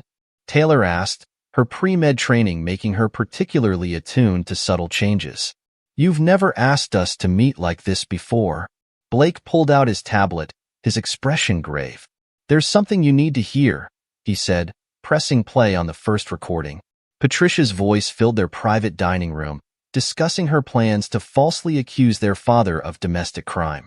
The twins' faces transformed as they listened, shock, disgust, and anger playing across their features in waves. "That's not even all of it," Blake said quietly, playing the second recording, the conversation about manipulating the twins themselves. Sandy's hands clenched into fists. "She was going to use us? Against you?" Taylor's expression hardened, a mirror of her father's surgical focus. "The tennis lessons, the late meetings, it was all with Casey?" Blake nodded, letting his children process the betrayal at their own pace. He'd seen enough patients receive life-altering news to know when silence was the best medicine. "What are you going to do?" Taylor finally asked. "I'm handling it," Blake replied, his voice steady. "But I needed you to know the truth before things start happening. Your tuition payments have been suspended." "Good," Sandy interrupted. "We don't want her money. Or her manipulation," Taylor added, her voice cold. Blake studied his children, seeing in them the same strength he'd relied on throughout his career. "This won't be easy. Your mother will try to turn this against me, against us." The twins exchanged glances before Taylor spoke for both of them. "We're with you, Dad. All the way." Meanwhile, across town, Patricia stared at her banking app in growing panic. The accounts were nearly empty, the regular transfers she'd come to rely on had stopped, and her credit cards were declined. Her manicured fingers trembled as she called Casey. "Something's wrong," she hissed into the phone. "All the money, it's gone." Casey's voice oozed false confidence. "Don't worry, babe. We'll figure something out." Blake probably just made a mistake with the accounts, but Patricia heard the undertone in his voice, the slight waver that suggested his interest lay more with the missing money than with her welfare. As she ended the call, Patricia noticed an email notification. Payment declined. University tuition? Her carefully constructed plan was starting to unravel, and for the first time, real fear crept into her heart. The confrontation erupted in Blake's home office that evening. Patricia burst through the door, her face flushed with anger and panic. "What have you done?" she demanded, waving her phone displaying the empty account balances. "How dare you? How dare I?" Blake's voice cut through her tirade, cool and precise as a scalpel. "That's an interesting choice of words, Patricia. Don't play games with me," she snarled. "I'll ruin you." One phone call to the police about domestic crime. Blake pressed a button on his computer, and Patricia's voice filled the room. "Then I'll accuse him of domestic crime and live with Casey and the kids from his money." Patricia's face drained of color. Blake continued playing segments of recordings, her conversations with her mother, her plans to manipulate their children, everything. "You've been recording me," she whispered, her bravado crumbling. "Let's be precise," Blake said, his tone clinical. "I've been gathering evidence. Something any reasonable person would do when they discover a conspiracy against them." Across town, Casey Dawson was already distancing himself from the imploding situation. He'd seen the writing on the wall the moment Patricia mentioned the frozen accounts. In the tennis club's private courts, he focused his attention on Mandy, a young student with a trust fund and naive eyes. "Your form is really improving," he said smoothly, standing closer than necessary to adjust her stance. The same moves he'd used on Patricia, recycled for a new target.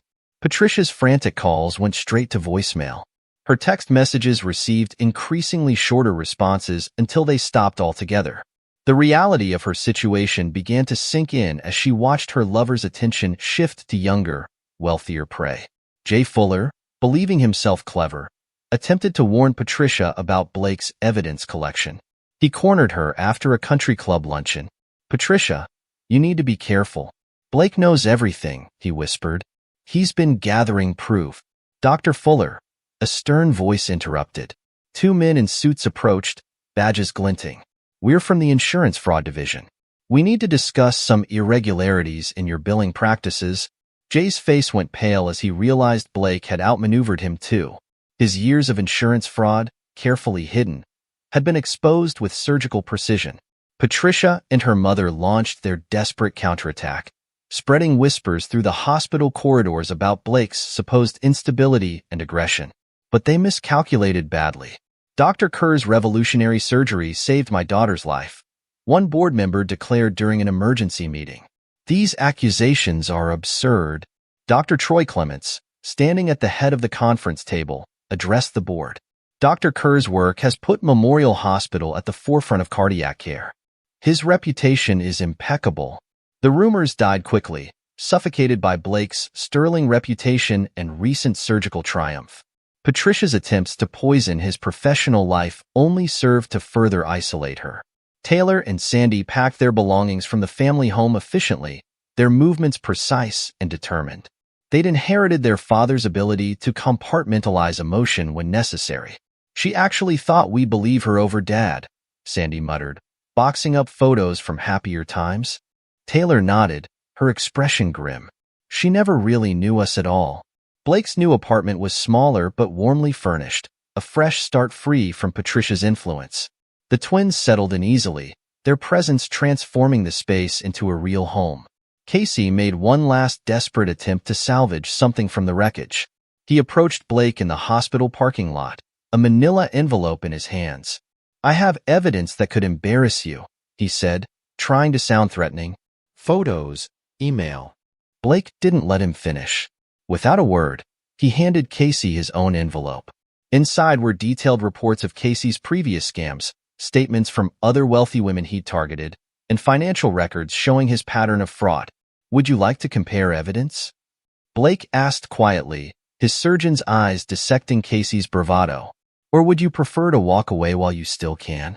Casey's swagger deflated as he realized he'd brought a knife to a gunfight. Blake had outmaneuvered him at every turn, his precision and thoroughness leaving no room for counterplay. As Casey slunk away, his schemes in tatters, Patricia watched from her car across the street. Her carefully constructed world had crumbled to dust.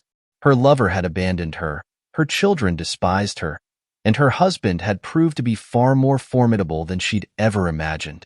The man she dismissed as a workaholic surgeon, too absorbed in his career to notice her deception, had systematically dismantled her life with the same precision he used in the operating room. And like his surgeries, his operation had been a complete success. The courtroom buzzed with tension as Lawrence Sullivan rose to present Blake Kerr's case. The veteran divorce attorney moved with the confidence of a man holding a winning hand. "Your Honor," Sullivan began, "what we have here is not merely a case of infidelity, but a calculated conspiracy to defraud and defame my client." Patricia shifted uncomfortably in her seat, her discount store outfit a stark contrast to her former designer wardrobe. Her attorney, a public defender since no private lawyer would take her case, shuffled papers nervously. Sullivan methodically presented the evidence, recordings, financial records, photographs. Each piece clicked into place like a surgical instrument being laid out for an operation.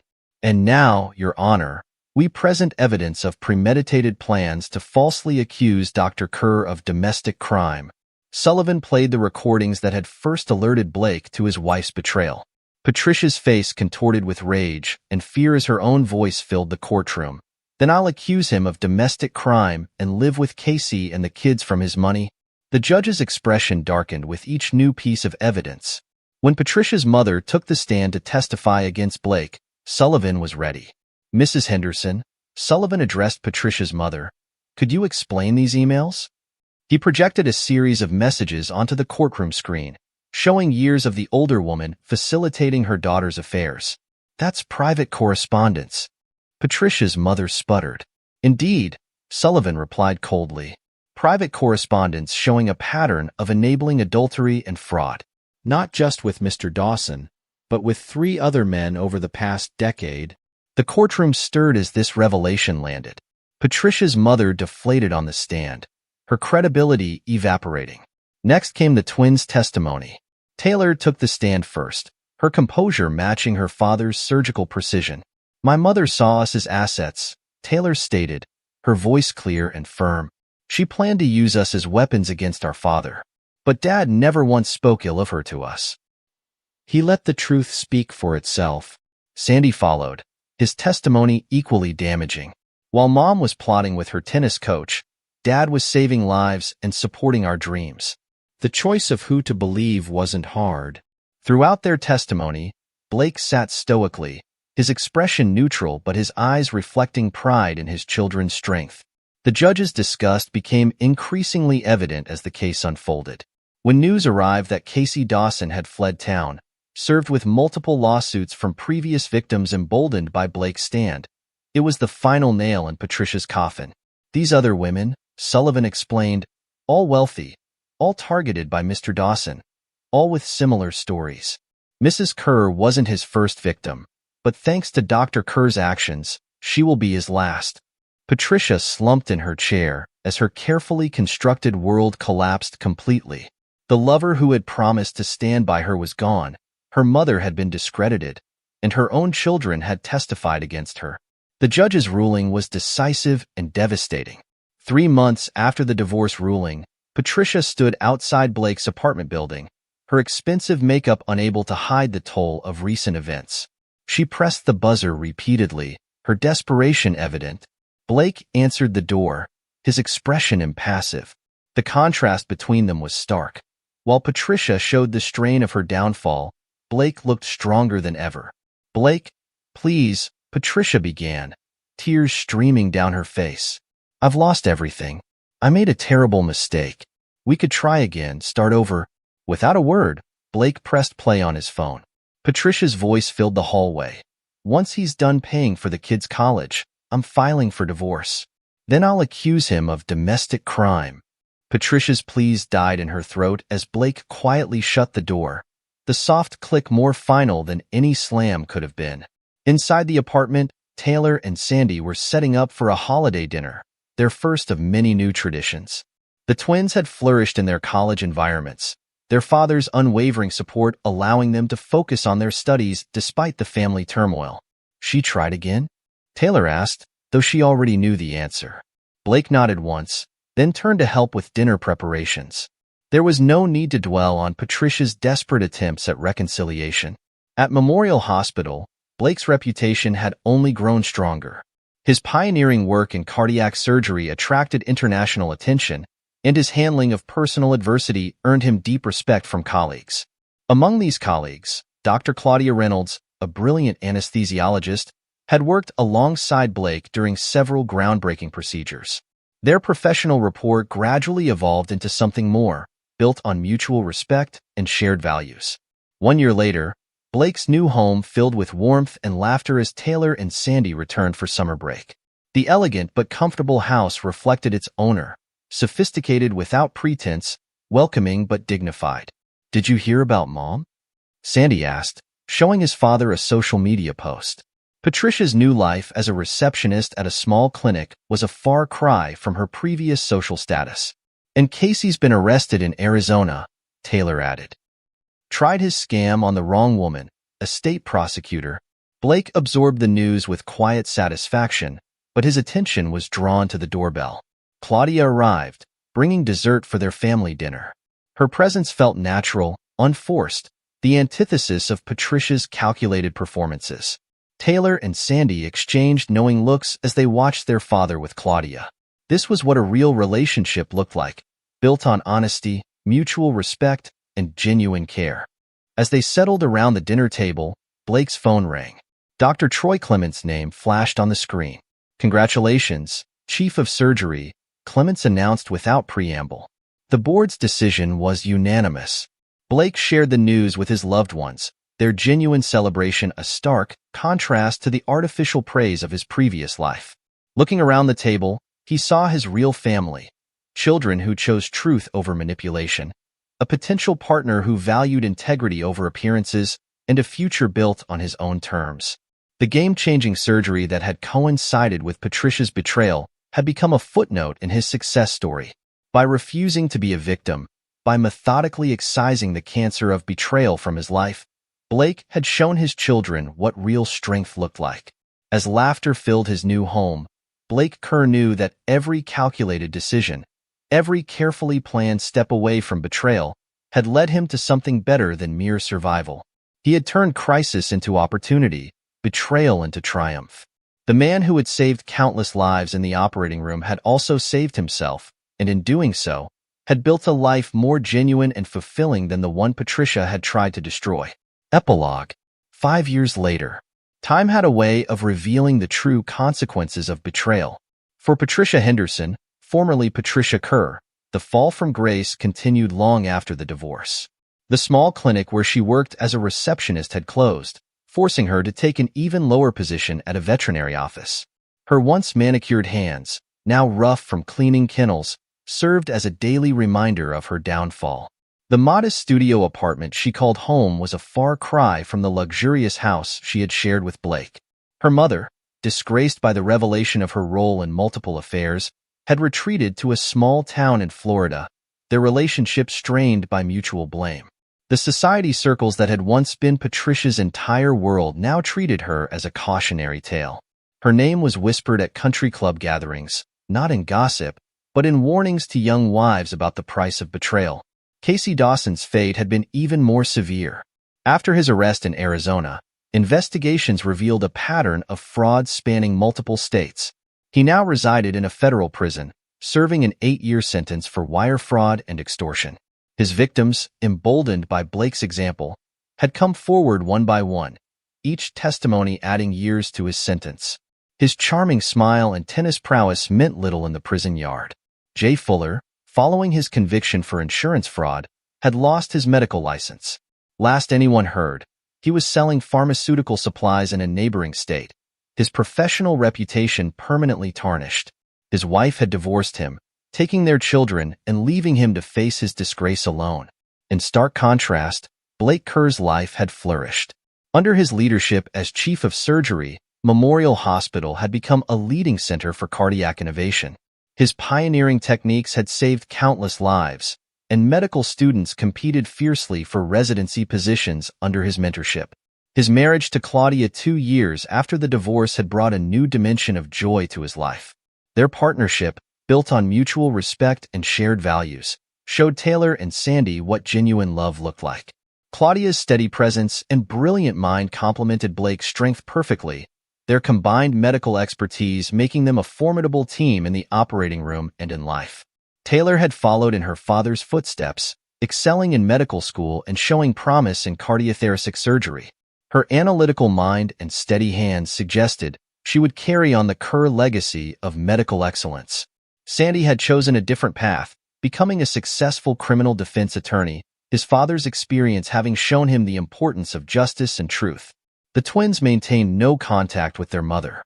They had received multiple letters from Patricia over the years, each more desperate than the last, but these remained unopened in a drawer. They had chosen to focus on the authentic relationships in their lives, rather than the manipulation of their past. Blake and Claudia's home had become the center of family gatherings, filled with the warmth of genuine affection. Holiday dinners, once tense affairs under Patricia's superficial perfectionism, were now celebrations of real connection. The addition of Claudia's young daughter from her previous marriage had brought new light to Blake's role as a father, showing him that family bonds transcended biological ties. Dr. Troy Clements, now semi-retired, often remarked that the hospital's remarkable transformation under Blake's leadership had its roots in that pivotal moment of personal crisis. Some men are broken by betrayal, he would say. Others use it as forge to remake themselves stronger. Brooke Dawson, Casey's ex-wife who had first warned Blake, had found her own peace. Her decision to reach out had not only helped Blake, but had given other victims the courage to come forward. She occasionally consulted with advocacy groups helping women identify and avoid predatory relationships. The country club that had once been the stage for Patricia's indiscretions had changed as well. The old guard of enablers and secret keepers had largely been replaced by a younger crowd who valued authenticity over appearances. Blake maintained his membership, though he rarely visited. His focus was on substance rather than social status. One day, as Blake left the hospital after a successful surgery, he passed a woman in shabby medical scrubs leaving a hiring agency. It took him a moment to recognize Patricia, her appearance so far removed from the polished socialite she had once been. Their eyes met briefly, hers filled with desperate recognition, his with complete indifference. He continued to his car without breaking stride, his mind already on the family dinner awaiting him at home.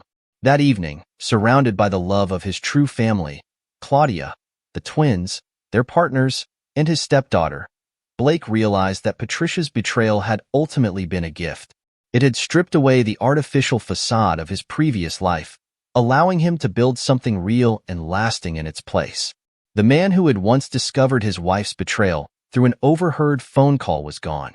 In his place stood someone stronger, wiser, and more complete.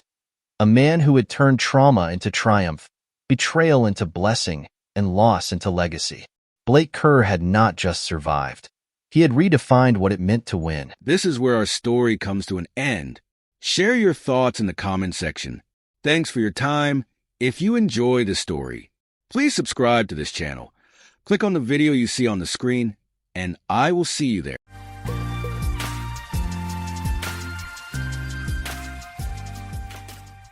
Years before my life took an unexpected turn, I found comfort in my routine, working on the house, relaxing with a beer, and playing hockey with friends. My wife, Joy, and I had a steady life, though it wasn't without its struggles. The first signs of trouble were subtle. Missed calls, late-night excuses, but I dismissed them, thinking it was just life's pressures. Over time, Joy's work trips became more frequent, and though I didn't think much of it at first, she grew more distant. I had a gut feeling something was wrong, but ignored it. Then, one winter night, everything changed with a phone call. I was watching war movies, a regular thing when Joy was away, this time on a 2-week trip to Houston. Midway through Band of Brothers, my phone rang. Expecting my friend Paul, I was surprised to hear a woman's voice. Detective Phillips from Vail. She told me Joy had been in a serious accident and was in a hospital in Eagle Valley. I was shocked. Joy was supposed to be in Houston. That Saturday, I'd watched a marathon of war movies. The Dirty Dozen, Enemy at the Gates, Saving Private Ryan, and stocked up on snacks for the weekend. I was annoyed at the interruption and hoped Joy had won a vacation somewhere warm, though I'd have settled for her just being in Houston. When I saw unknown on the caller ID, I assumed it was Paul and answered with a grumble, but the woman's voice caught me off guard. She explained that my wife had been in an accident, but I insisted she was in Houston. The detective asked when I last spoke to her, and I said it was the night before. When she read off Joy's home address from her ID, I was stunned. "Someone must have stolen her purse," I said, thinking I could press charges. The detective asked me to come to the hospital and verify her belongings. Frustrated, I agreed and started the 2-hour drive to Vail. As I drove, my mind raced. I considered the possibilities. Maybe someone had stolen Joy's wallet and gone skiing, or maybe it really was Joy. But why would she be in Vail? My devil's advocate voice challenged me. "How do you know she's really in Houston?" I realized I hadn't seen her board the plane, so how could I be sure? "What if she's cheating?" the voice in my head asked. "If that's the case, I'll leave her," I thought. There's no place for a cheater in my life. Though I knew ending a 10-year marriage was drastic, I wasn't going to live like my dad. I thought back to my parents. When I was 10, my mom started spending more time with friends, and my dad grew paranoid. One day, I overheard her confess to an affair. They tried to work things out, but my dad became controlling, making her quit her job and check in constantly. They eventually divorced after I graduated, and my dad, once a great detective, never recovered. I rarely talk to my mom now, feeling like her actions broke my dad. I promised myself I wouldn't end up like him, nor like my brother, Daniel, who eliminated his wife and her lover after catching them together. He's now serving time in prison, so I had to find a middle ground. Handle it if Joy was cheating, but not lose myself in the process. If she was unfaithful, I'd move on and enjoy life with my friends. As I got closer to the Vale exit, I grew more nervous, and even my inner voice went silent. I nearly pulled over to throw up. Finding the hospital wasn't hard, and I parked, walking through the cold to the entrance. I hadn't had anything stronger than beer since I got married, but I suddenly craved a bottle of Jack Daniels. At the information desk, I explained why I was there, and they gave me the room number. When I got to the floor, I realized it was the intensive care unit. I told the nurse who I was, and she called someone, asking me to wait by the door. Inside, I was met by a short blonde nurse whose uniform strained against her chest. "Your wife is sedated," she said softly. I thought, if it's even her, but I kept calm and listened. "She's badly injured and might not look like herself. She won't hear you, but I want you to be prepared." I wasn't sure if I was ready. "I'll be fine," I said, my voice cracking. "Let me in." What I saw on the bed shocked me. The woman's chest rose and fell, and while her height and build matched my wife, I couldn't recognize her face. "Did she hit every tree on the mountain?" "Oh, no," the nurse replied. "She didn't ski. Someone knocked her up and left her in an ambulance this morning." "Knock her up? Faithful wives don't end up knocking and abandoned." My inner voice agreed, but I didn't know enough to react. "I can't say if this is my wife," I told the nurse. "Maybe this will help," she said, lifting the blanket to reveal the woman's left thigh. There it was, the tattoo. I hadn't seen many women with Jiminy Cricket inked on their inner thigh. She got it before our wedding, claiming it symbolized her parents, Jim and Yvonne, though I never quite believed that. Still, it was proof enough this was Joy. Seeing her lying in that hospital bed was hard. The only other time I'd seen her in this much pain was the day I met her. It was after a Tool concert. My friends and I had a case of beer in the van for the after-party when a girl came over asking for a beer for her boyfriend. Chad told her, "You can stay and have a drink, but we're not giving him one." She left, and a few minutes later, I heard screams. I ran over and saw her getting knocked by a guy, small, with a serious case of small man syndrome. He was yelling, "Where's my beer, you witch?" while striking her. No one was helping, so I stepped in, pulling him away by his collar. He threatened me, but I wasn't scared. When he tried touching her again, I knocked him out and helped her back to our van, where Chad was ready with an ice pack. Security picked up the guy, and I wanted to report what happened, but she stopped me saying, "You've done enough. No one's ever stood up to Garrett. He'll probably go back to Wyoming now." She was beautiful, even with her gothic look. We took her home after the party. Chad, noticing something, said, "I think she's into you." I brushed it off, but later found she had left me a note with her number. "Call me Joy." 2 days later, I called her, and she was surprised but happy to hear from me. We talked for an hour, then she called me again that evening, and we talked until midnight. Our first date was that Friday. We went to a small Italian restaurant, followed by drinks and dancing at a bar. When I took her home, she asked, "Are you trying to get me into bed?" I replied, "There's plenty of time for that later. I like to wait a few dates. It's more interesting that way." I kissed her on the cheek and went home, not seeing her again for 3 weeks. I didn't want to admit it, but sleeping with women after the first date always seemed to end badly, so I became paranoid. We talked on the phone whenever we could, but our schedules rarely aligned. When we finally had a free weekend, her aunt passed away and she flew to Florida for the funeral. The weekend after her return, we went to the movies. When I picked her up, her father, Jim, greeted me at the door. He seemed friendly at first, asking about my job and background, but then suddenly said, "You're a much better match for Joy than that loser. Too bad he won't meet me." "He met me," I replied. "Hopefully he stays away." Jim agreed, muttering about the guy as Joy entered, smiling and wearing a dress that showed off her figure perfectly, making me reconsider my 3 dates before Zex rule. We didn't sleep together that night, though. She had to work early the next morning and asked me to hold off on our plans. The next weekend, I took her out for dinner, but on the way home, she suddenly had stomach cramps and needed a bathroom. My apartment was nearby, so I rushed her there. After she used the restroom, I didn't expect anything to happen, but she walked out wearing only red underwear and high-heeled boots, telling me to take off your coat. Needless to say, I took off more than that. The next morning, we had breakfast at a shop nearby, and didn't go out again until Sunday dinner. As I dropped her off, she complained about her boss making her work weekends, and joked about me being her favorite illicit substance. Later, as I left the hospital, I was handed Joy's personal belongings, and told the police had already gone through everything. While I was processing this, the nurse's phone rang. After speaking to someone, she handed the phone to me. It was Detective Phillips asking me to come to the station for questioning. I agreed, though I couldn't shake the feeling that the cops suspected me of hurting Joy. Why would I thought. Because she's a traitor? I had no solid proof of her cheating, but her being in Vail was suspicious. I tried to think of a logical explanation. Maybe she won a trip to Vail, flew to Denver, rented a car, and got into trouble before telling me. It was all too strange, but I had no concrete evidence. I arrived at the station as the sun was setting. A brunette, Detective Phillips, and a tall man, Deputy Devon, came to meet me. Phillips seemed friendly, but Devon looked at me like I was guilty of something. "Should I get a lawyer?" I asked. "Do you think you need one?" Phillips replied. "No, I've got nothing to hide." Detective Phillips led me to a room and motioned for me to sit. Devon went in the opposite direction. "I'm going to record our conversation, Mr. Rigby. Is that okay?" "Fine by me." "Sorry about the pricks thing," I said, trying to clear the air. She raised an eyebrow. "Excuse me?" "When I called you a prick on the phone. I thought you were my friend interrupting my me time." She looked curious. "What's me time?" "I watch World War II movies when Joy's out of town. She hates them." At that moment, Devon returned and sat down. "Ready?" he asked. Phillips pressed a button. For the record, Detective Desiree Phillips interviewing Mr. Roger Rigby in connection with case 1256G, involving Joy Tanya Rigby. Mr. Rigby, please state your name, age, and date of birth. "My name is Roger Ezekiel Rigby. I'm 35, born December 16th. Your address and occupation?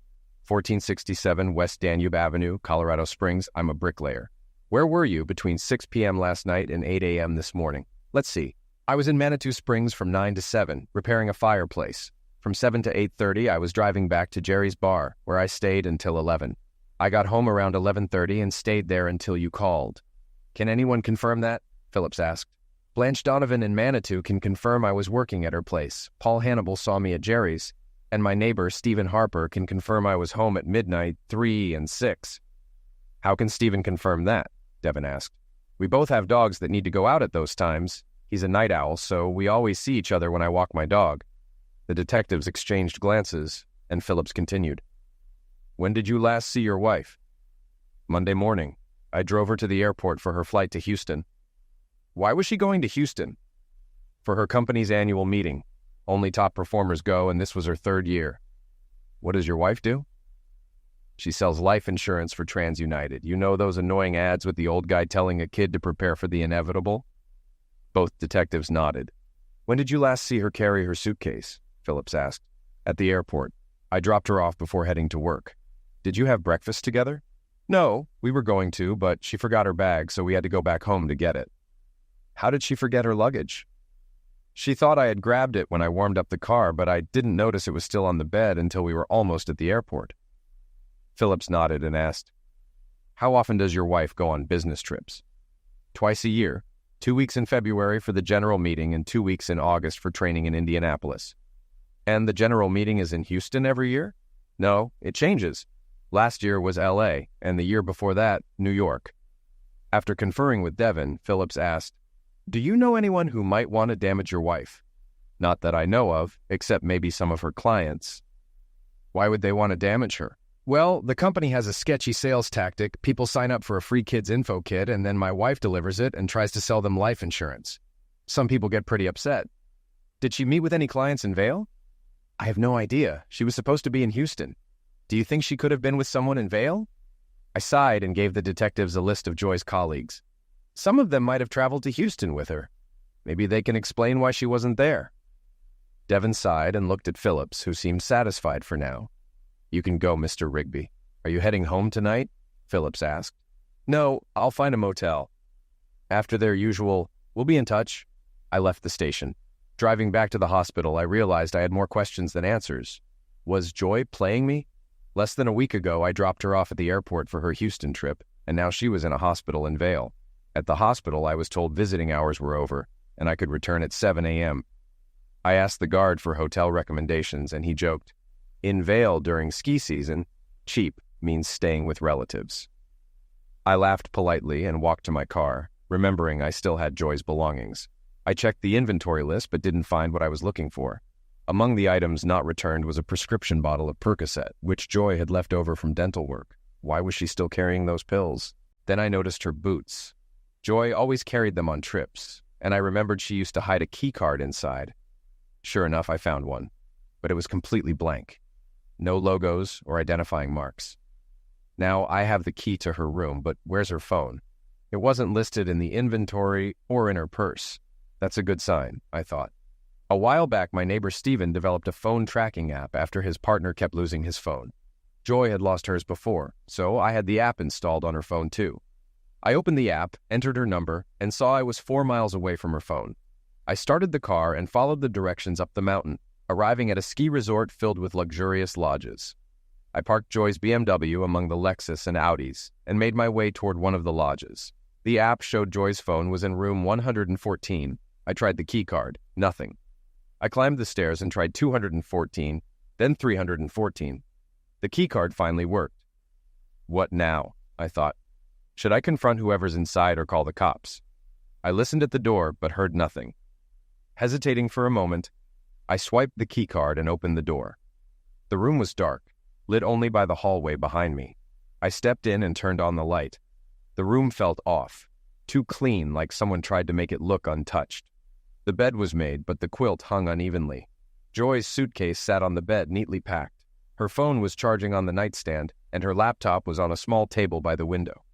This looks staged, I thought.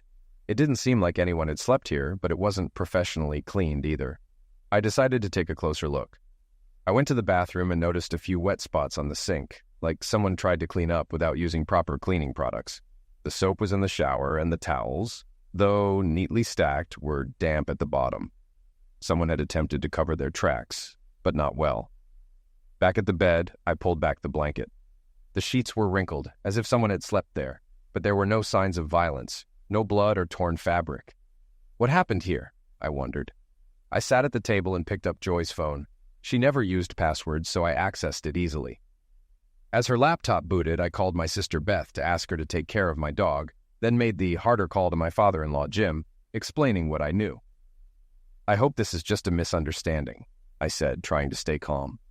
Jim sighed. Call me when you know more. Next, I called my cousin Hugh, a detective, and asked him to contact the Vale police. He agreed and said he'd keep me updated. I took one last step and called the lodge, asking for Joy Rigby or Joey McIntyre. No one by those names was registered. By then, Joy's laptop had booted up, but her browser history and emails were wiped clean. She never deleted anything, so this was strange. I checked her phone. Her text messages were also gone. Someone's covering their tracks, I thought. I opened her suitcase and found one business suit, 3 cocktail dresses, and a lot of lingerie. This isn't a business trip wardrobe, I realized. I knew now divorce was likely. The next morning, after a quick shower, I left the room with Joy's phone and laptop, but left her suitcase untouched. I'd spent the night in a chair by the table, unable to sleep in the bed. After a coffee, I called Detective Phillips to report the key card I'd found. She arranged to meet me in half an hour. After driving around Vale for a bit, I met Phillips at the police station. She greeted me and led me to her office, where I handed her the key card. "You look like a man whose world has collapsed," she said sympathetically. "I think I'll lose my wife over this. I'd like to hear her explanation, but I doubt I can believe it," I replied. "Don't lose hope yet," she said, though her face suggested otherwise. I thanked her and headed to the hospital, where I was allowed to visit Joy for 15 minutes every 2 hours. During one visit, I stared at her, hoping she'd wake up and explain everything. Just then, Dr. Benson came to see me. He explained that Joy was recovering, but recommended transferring her to Denver for better rehabilitation. He mentioned her head injury and possible brain damage, but I could only focus on the uncertainty of what had really happened. I signed the papers to transfer Joy and asked if I could handle the rest at St. Luke's on my way home. "Where's your home?" the doctor asked. "Colorado Springs," I replied. He looked concerned and made a call. A few minutes later, he returned. "The plan has changed," he said. "We'll transfer her to St. Augustine's in Colorado Springs. It's just as good, and it will be easier for your family to visit." I signed new papers, visited Joy one last time, and left the hospital with tears in my eyes. At least it's normal to cry in a hospital, I thought. Anywhere else, people would stare. On my way out of Vale, I called Jim and updated him. When I got home, I saw my sister Beth's Jeep in the driveway, and I felt relieved. Piper, my Doberman, greeted me at the door, and Beth was there waiting. She took one look at me and knew something was wrong. I hugged her, told her I loved her, and everything came spilling out. I broke down, mourning the end of my marriage. Beth stayed with me late into the night, trying to get me to eat, but I wasn't hungry. I still had to tell Jim everything, and she came with me for that.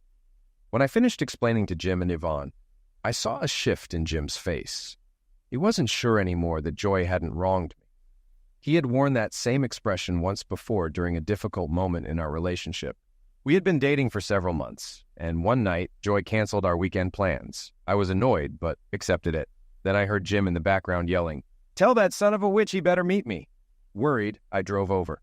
Jim met me at the door, furious. "You're no better than that other prick. If you're going to hurt my daughter, come at me." Shocked, I replied, "Hurt your daughter? What are you talking about?" Joy and Yvonne came outside, and I saw Joy had a black eye. "What happened?" I asked. Jim shouted, "You strike her!" I was stunned, but Joy quickly intervened. "He didn't touch me, Daddy. I had dinner with Garrett, and we argued." I walked away, too angry and hurt to stay. Jim tried to apologize, but I told Joy, "We're done." I drove aimlessly until I found myself near Garrett's place. I knocked on his door, and when he opened it with a smug grin, I punched him in the face. I kept punching him until he stopped reacting, then kicked him a few more times for good measure. As I noticed moving boxes in his trailer, I asked, "Are you moving?" He groaned, and I kicked him one last time. "Happy trip," I said before leaving. When I got home, I iced my knuckles. The phone rang, and without checking the caller ID, I answered. It was Joy, pleading, "Roger, please." I hung up before she could finish. The phone rang again almost immediately, but this time I checked the ID. It was Joy. I let it ring. For the next hour, the phone rang on and off before it finally stopped. 10 minutes later, it started again. Annoyed, I checked, expecting Joy, but it was my cousin Hugh. "Hey, Zeke," he said. He was the only one who called me by my middle name, a family nickname. "What's up, Hugh?" "Just a heads up. CSPD got a call about Garrett Jimenez being in bad shape. He told the cops some big guy kicked his bum. You wouldn't know anything about that, would you?" I laughed. "Nope, no idea. But thanks for the warning. Be careful, Zeke. If someone connects you to this, it could get messy." Not long after, the police showed up at my door, but I was prepared. I had my hockey gear set out, and the scratches on my knuckles looked like the result of a rough game. I told the officer I'd been practicing, and since I played for a police-sponsored team, he seemed satisfied. On Saturday, I skated hard, preparing for the upcoming season.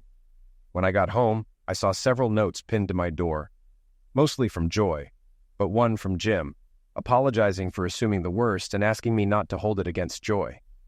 I called Jim, reassuring him. "It's okay. You reacted how any father would. It's not your fault Joy didn't tell you the truth."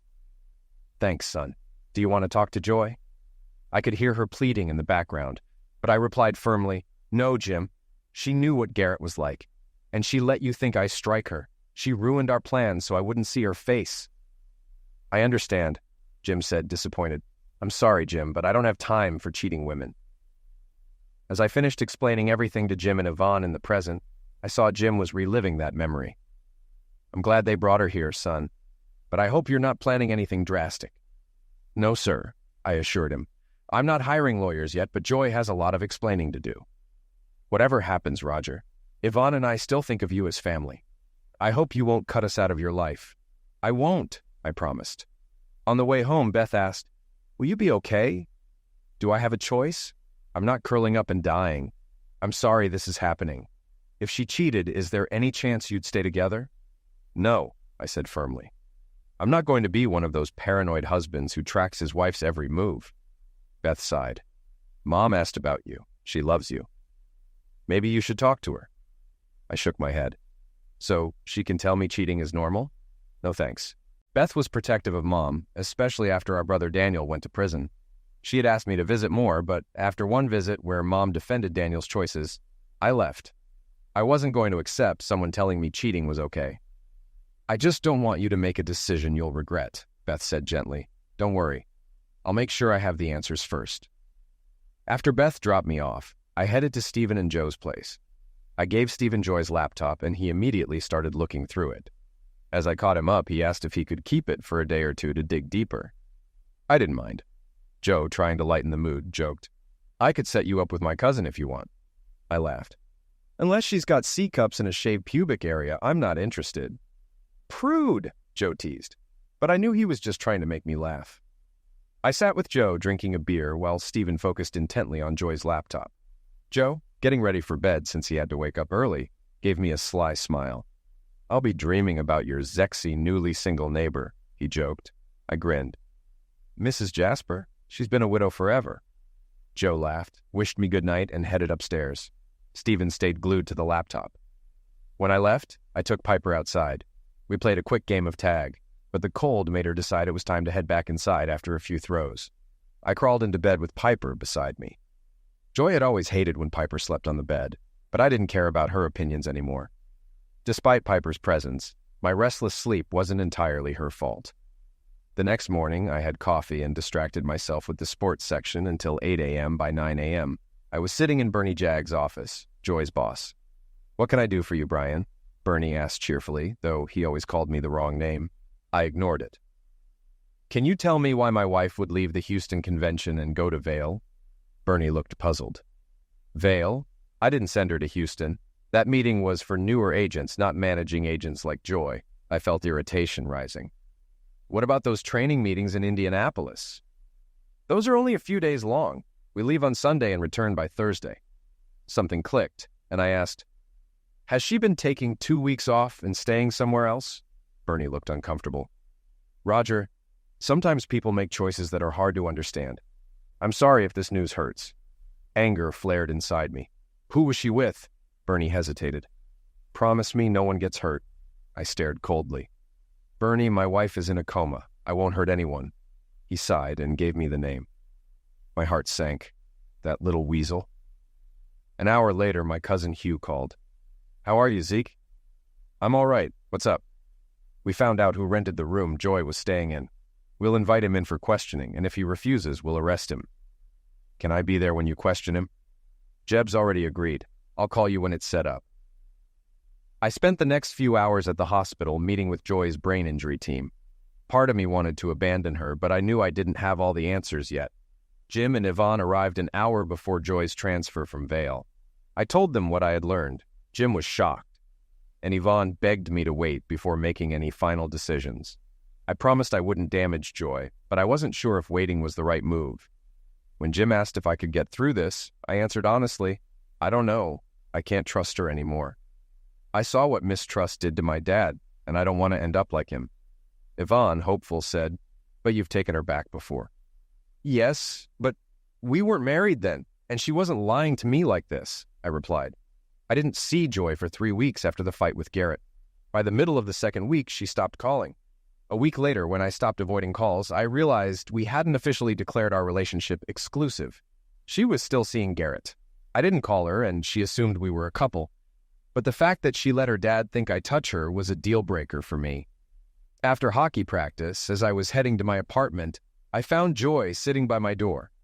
"I didn't answer your calls, so you came here?" I asked. "Do you have to be such an a-hole? I missed you." "Oh, really? Maybe you missed me while your boyfriend was still in bed. So you're mad about Garrett?" "No, that's not what bothers me. I'm pissed you let your dad believe I strike you." I walked inside and she followed me. "We never agreed to be exclusive, so I can't be mad about you sleeping with him. But I'm mad I didn't see things clearly sooner." I tossed my gear aside and continued. "We had some good times, but you seem to prefer guys who can't handle their issues and knock you. Fine, I'm done." "Are you finished?" she asked, crying. "Oh, I'm done. I just don't get why you're still here." "Listen, I'm sorry I let my dad think you hurt me. I canceled our date so you wouldn't do something that would get you in trouble. I left my phone at home when I went to see Garrett. You don't owe me an explanation. I'm done." "No, you need to listen. I went to see Garrett because he was moving to Wyoming. When I refused to go with him, he knocked me. I hid at Julie's and went home to call you. But my dad saw me first. You know the rest." "Okay," I listened. "Now I have a shower waiting." I don't know why, but I asked, "Want to join me?" I didn't have to ask twice. That night, we decided to be exclusive.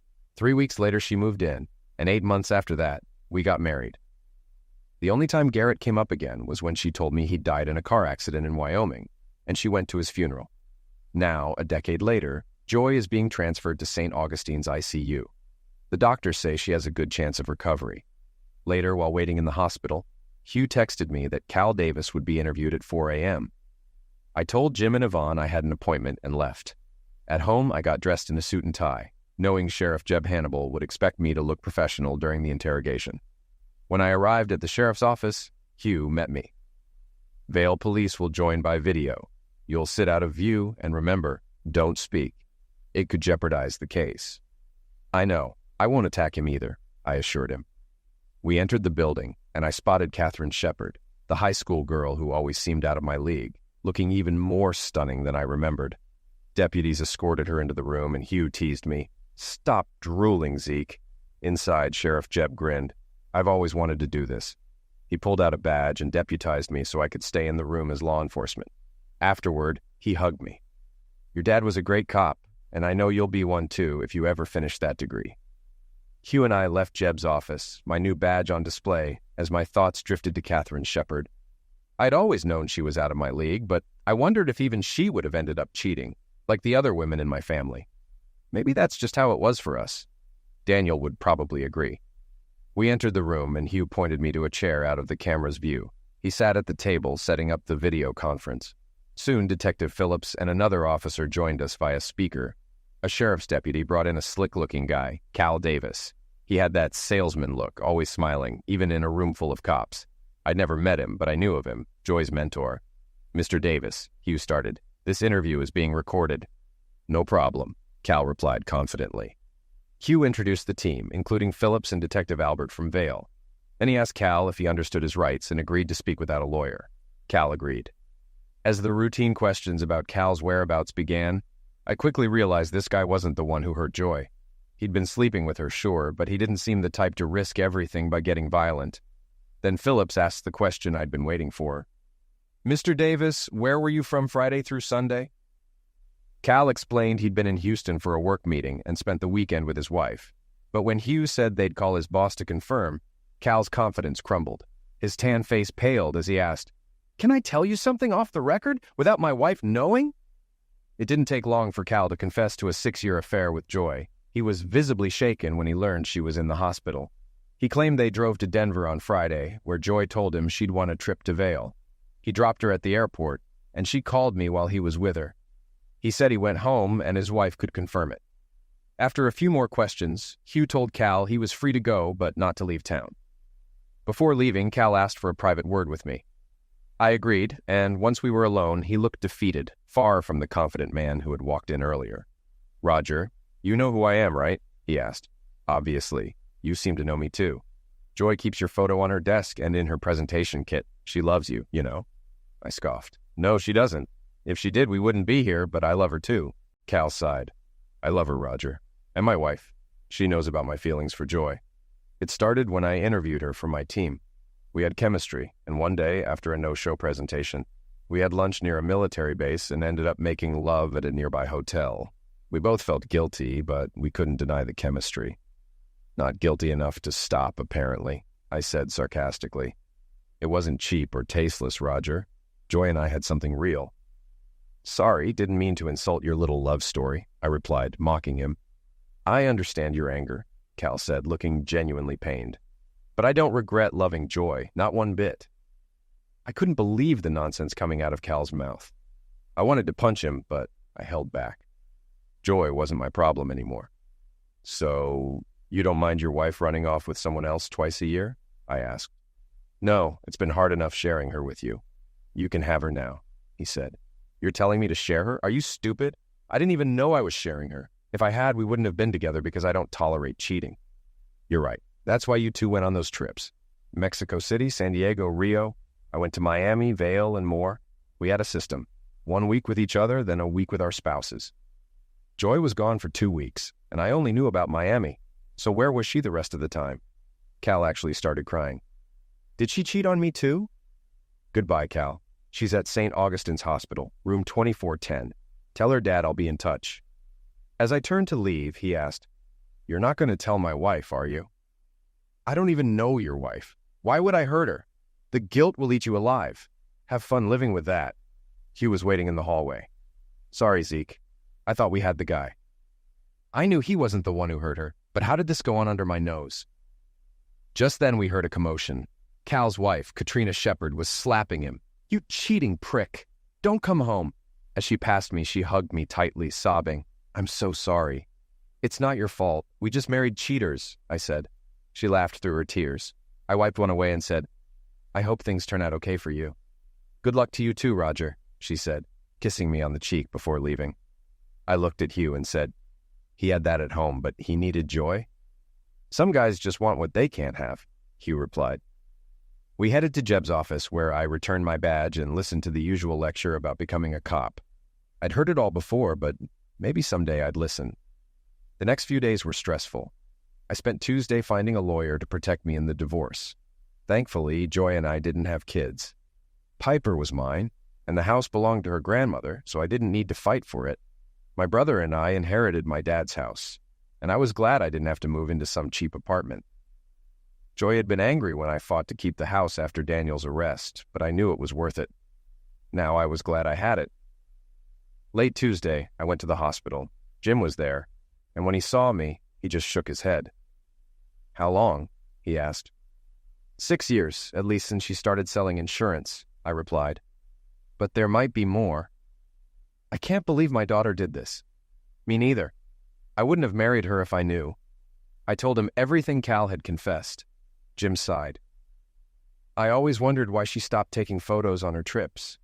She used to take pictures everywhere, even in Denver. Why didn't I notice?" "I didn't either." I told him I wouldn't visit the hospital anymore. "I can't talk to her again." Jim understood and asked if I'd stay at the house until Joy recovered. I agreed, telling him I wouldn't file for divorce until she was better. I realized I'd miss him and Yvonne. They treated me like family, and it wasn't their fault they raised someone who betrayed us both. On Wednesday, I spent the day working on a chimney repair and had a hockey game in the evening. I played rough, spending much of the first period in the penalty box. After another penalty in the second period, the coach, a close friend of Paul's, pulled me from the game, knowing I was dealing with personal issues but not wanting me kicked out of the league.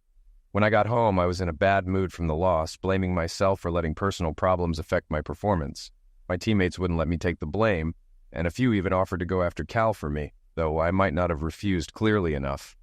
After letting Piper out, I was about to go back inside when Steven called out, saying he'd come over soon. I figured he had found something on Joy's laptop. The previous evening, I'd gone through our bills and statements, but nothing seemed suspicious. The only odd thing was that Joy had been calling her friend Fiona more often before her trips, usually once a month, but more frequently as the trips approached. I suspected Fiona knew more than I did, but I couldn't reach her when I tried calling. I also regretted not having Joy's phone. Steven arrived, looking excited. "What did you find?" I asked. "Grab a beer and I'll show you," he said. We sat at the bar as he opened Joy's laptop. "Whoever erased the data knew what they were doing," Steven said. "There are programs here that let her use the internet without leaving a trace. Luckily, I had help from a friend in the Department of Defense." "Is Joy some kind of computer genius?" "No, she uses the same password for everything. Someone else set this up. I'm thinking Fiona." Steven found that Joy had hidden email and bank accounts. I told him about the trips I'd learned of from Cal, and his eyes widened. He also discovered love notes in deleted emails, some addressed to Cal, others to someone named Garrett. "Son of a witch," I muttered. Steven showed me how to access the hidden bank account, which had over $10,000. I arranged for the funds to be transferred to our joint account and closed the secret account. I also changed all the contact info so I'd be notified of any activity. Later, I called Detective Phillips, even though it was late. I told her about the bank account and how a debit card was missing from Joy's belongings. I also gave her a description of Garrett and where the card had been used recently. "Thanks for the info," she said. "You know, you should consider being a cop." "I hear that a lot," I replied. We said goodnight, and as I hung up, I envied and pitied her husband. Being married to a cop wasn't easy, as I'd seen with my own parents. The next morning, I took Piper outside and saw Steven again. "Hey, Steven, still have access to the DMV databases?" I asked. "Always," he replied with a grin. I gave him a name to look into before saying goodnight and heading inside, exhausted from the long day. The next morning, Jim called to say the doctors expected Joy to wake up soon. "Have you thought about forgiving her?" he asked. "No," I said, explaining that I kept uncovering more lies. He was devastated when I told him about Joy's affair, but I didn't mention the secret bank account. Later, Steven arrived with news. "You won't believe this," he said. He showed me that Joy hadn't lied entirely about going to Garrett's funeral. She had gone to Laramie for Fiona's funeral, Garrett's sister. That's when their affair likely started. It got worse. The year Joy called me to meet her in Miami, Garrett had been in jail for petty theft. His parole prohibited him from leaving Colorado, which explained why their trips became more local. I called my lawyer to share my plan, and he assured me it could be handled legally. Now I just had to wait for Joy to wake up. 2 weeks after coming out of her coma, Joy was questioned by the police. I followed Detective Phillips and Detective Albert down the hallway. Garrett had been arrested after trying to intimidate a bank employee into giving him money from a card issued to Joy Rigby. The bank had flagged the card as stolen, and security detained him until Denver police arrived. His parole officer was also interested in why he had left Denver without permission, so he was taken into custody. When Phillips and Albert entered Joy's room, I stayed in the hallway, but Hugh convinced them to let me listen in. Detective Phillips even asked if I had any questions. I had a million, but I chose to let them handle it. As they introduced themselves, Jim asked if they wanted the door closed. Phillips explained they couldn't lock the door since Joy wasn't under arrest, but they had posted someone outside to prevent eavesdropping. Joy seemed hesitant at first, denying everything until they confronted her with evidence that the hotel receptionist had seen her with both Cal and Garrett. She eventually admitted to being involved with both men, but was embarrassed to admit Garrett had knocked on her. Phillips then played a card I didn't expect. "Your husband believes you had 2 lovers without his knowledge," Phillips said. "What you tell us might help him reconcile with you?" No chance of that, I thought. Joy confessed that she lied to me to attend Garrett's sister's funeral and that they rekindled their relationship that weekend. She claimed she still loved me, but Garrett suggested they secretly meet once a month. She didn't see how it could hurt me, so she agreed. She then recounted how things started with Cal, saying she was attracted to the fact that they were both married. They'd meet at company events and have secret rendezvous, and she gave me Miami to ease her guilt. Lying again. Any doubts I had about serving her divorce papers vanished at that moment. When Phillips asked about the knocking, Joy claimed she had angered Garrett by stopping her birth control to try for kids with me. Garrett, angry that she wouldn't give him a chance to father her child, lost his temper and attacked her. Her performance, complete with tears, was worthy of an Oscar. Phillips asked one final question. "Why do you have Jiminy Cricket tattooed on your thigh?" Joy replied, "It was Garrett's idea. He said it would be a way for him to always be with me without Roger knowing." That's when I walked into the room. She called me baby and started apologizing, but I handed her divorce papers and said, "No need. You've already been served." I left as she screamed. 5 years later, a phone ringing in the middle of the night had become part of my job. After getting the necessary details from the call, I kissed my pregnant wife on the forehead and her swollen belly. She murmured sleepily, "Be careful not to start something you can't finish." I smiled, kissed her again, and headed to the crime scene. As I arrived at a trailer, I reflected on how my life had changed. 5 years earlier, I had divorced Joy. I thought it would be a straightforward process, but I was wrong. During the divorce, my lawyer noticed Joy hadn't disclosed her secret bank account. I'd wondered how she funded it, but a chance meeting with Cal Davis revealed everything. He explained that Joy's unreported income came from her bonus checks and commissions, which she funneled into her secret account. With help from an accountant and some inside information, I discovered Joy had earned over $120,000 in undeclared income over 6 years. I transferred $30,000 into our joint account and then suggested we split everything 50-50. Joy, however, demanded 75%, claiming she was being generous by not asking for half of the house I'd inherited. My lawyer fought back, and we eventually agreed to split the joint account equally, with her taking half of my business. I sold my share of the masonry business back to my uncle and went back to school, completing my criminal justice degree. Now, I work for the El Paso County Sheriff's Department, far from the mess that was my marriage to Joy. My lawyer was aware of every step I took and made sure everything was legal. He even had my uncle write me a receipt for $1 when I sold him my business. Joy had a smug look when she got her settlement check, but I'm sure that disappeared when she discovered her secret account had been drained.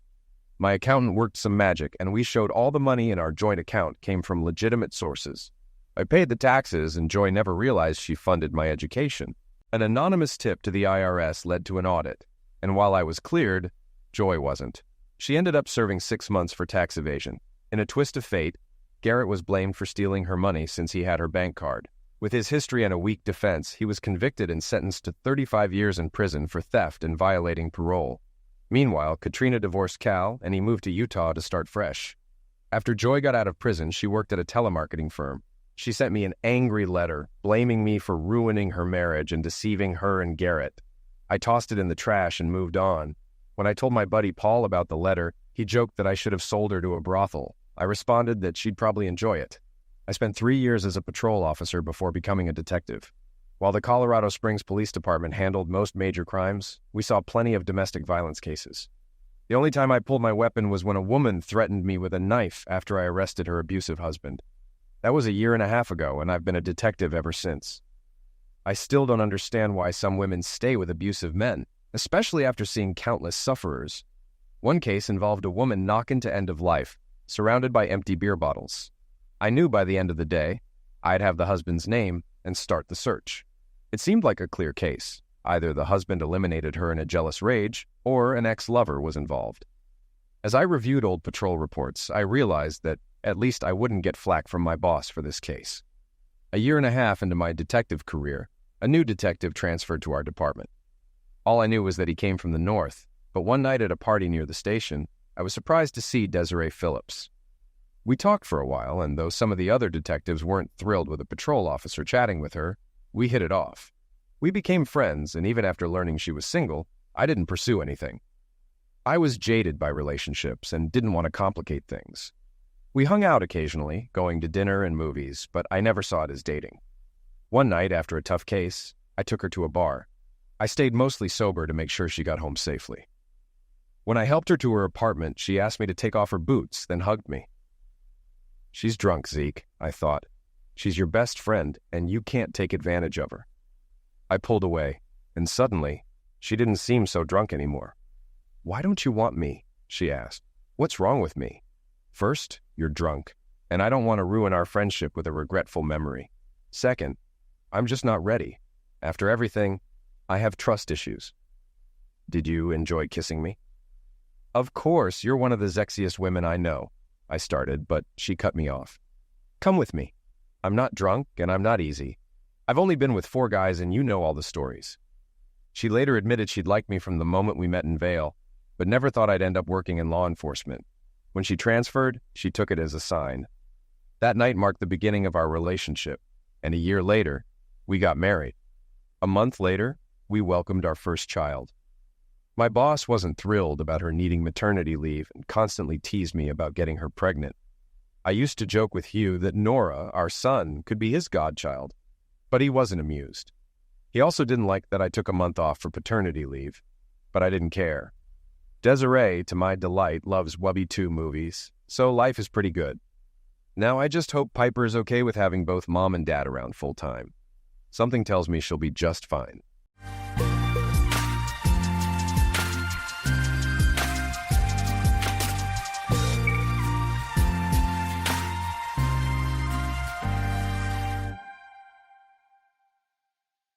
Welcome to Lost Relation Chronicles. I've been married to Kathy for 15 years. We have 3 kids, Evan, Derek, and Lila, and a nice house in a good school district. Our lives are comfortable, 2 newer cars, and my wife has the luxury of working for a nonprofit because we don't really need the extra income. I have a job that interests me. The workload's eased up in the last few years, and my hours are reasonable. I travel occasionally, both for work and pleasure. On the surface, everything's great. Good family, a stable home, the 2-car garage. What else could I possibly want? But then, one evening after work, I came home to find Kathy sitting at the kitchen table looking nervous. Hey, what's going on? Is everything okay with the kids? I asked, immediately worried. She looked at me, her face tight with tension. They're fine, Ryan, she said, her voice soft but steady. But I have some really bad news. I'm leaving you. I'm going to marry Henry Caldwell. I froze. What? Who's Henry Caldwell? What does he have that I don't? Do you love him? She nodded, her eyes sad. I do love him. We've been seeing each other for about a year now. He's the governor's cousin, on the side of the family that inherited most of the fortune. The kids and I are going to move in with him. That name hit me like a ton of bricks. Henry Caldwell? That Caldwell? Are you serious? You've been seeing him for a year and I never knew? What the hell is going on? I was stunned. My whole world had just crumbled. It's true then, the husband is the last to know. Well, I guess I made it easy for you. Me trusting you implicitly. Are the children mine? Of course they are. How could you think that of me? Oh, yes, they are yours. She was nice looking, but not a stunner. And nothing out of the ordinary in bed. Unless she must have worked a lot harder to please him than she ever did with me. But what's the point? The pain was turning to a bitter anger, but I was able to keep control of myself. I guess I've been screwing a $1 million hooker. I glared at her, jumped to my feet, and gestured towards the door. Well, get the hell out of my house, and don't let the door hit your butt on the way out. You goddamn cheating woman. Enjoy the good life, until he dumps you for someone younger. I have nothing more to say to you. She tossed an envelope on the table and moved quickly out the door, and I sat and cried. I went upstairs to lie down, and saw that the children's rooms had been emptied out, including the pictures they had hung on the walls. It felt like I was living in a tomb. In the weeks to follow, she and Henry Caldwell refused to let me talk with my kids. It was Lila who snuck out and knocked on my door. We worked out a clandestine meeting arrangement. I got 6 burner phones and gave the kids one of the numbers. Every couple of weeks I gave them a new number, so if anyone checked their phones, my numbers were only called occasionally. We were careful about emails which could only be sent from the library computers or a friend's computer, making sure that I use a fake name to hide from my ex. So, I kept up with their lives, not as often as I would like, while Lila called every other day, and the boys about once or twice a week. In the months that followed, it didn't get better. Words cannot describe the fury, hurt, depression that washed over me, that was drowning me. Kathy had traded up in marriage, so far up that she didn't bother to ask for any of our assets, alimony, or child support. There was no point. I guess, to her credit, she asked for nothing of any commercial value. But what she did take was priceless, my 3 children. We sometimes read stories where a woman is offered $1 million to have sex with some guy. Usually it's women we wonder about, the assumption being that most guys would do it for free. The goofy part of that question is, who would pay $1 million for sex, especially for sex with an average person? I guess that Caldwell has tens of millions of dollars, so I can see her bailing for that. Who knows, maybe it was love. I can say for sure I wouldn't have run off with a Mrs. Caldwell, but I suppose you don't know until someone offers. And the kids too, hiding contact with me.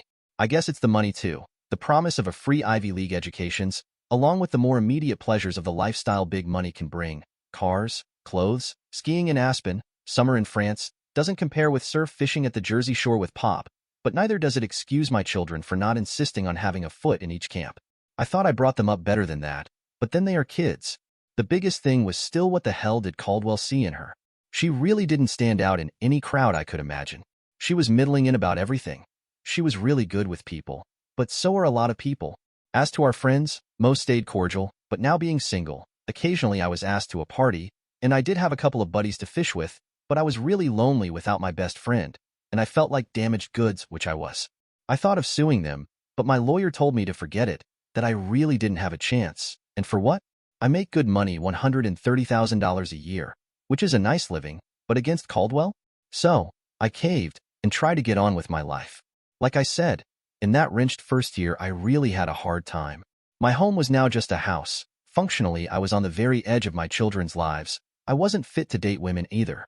Really, it was my daughter that got me through that horrible year. I kept it together by immersing myself in work. I mean, what else could I do?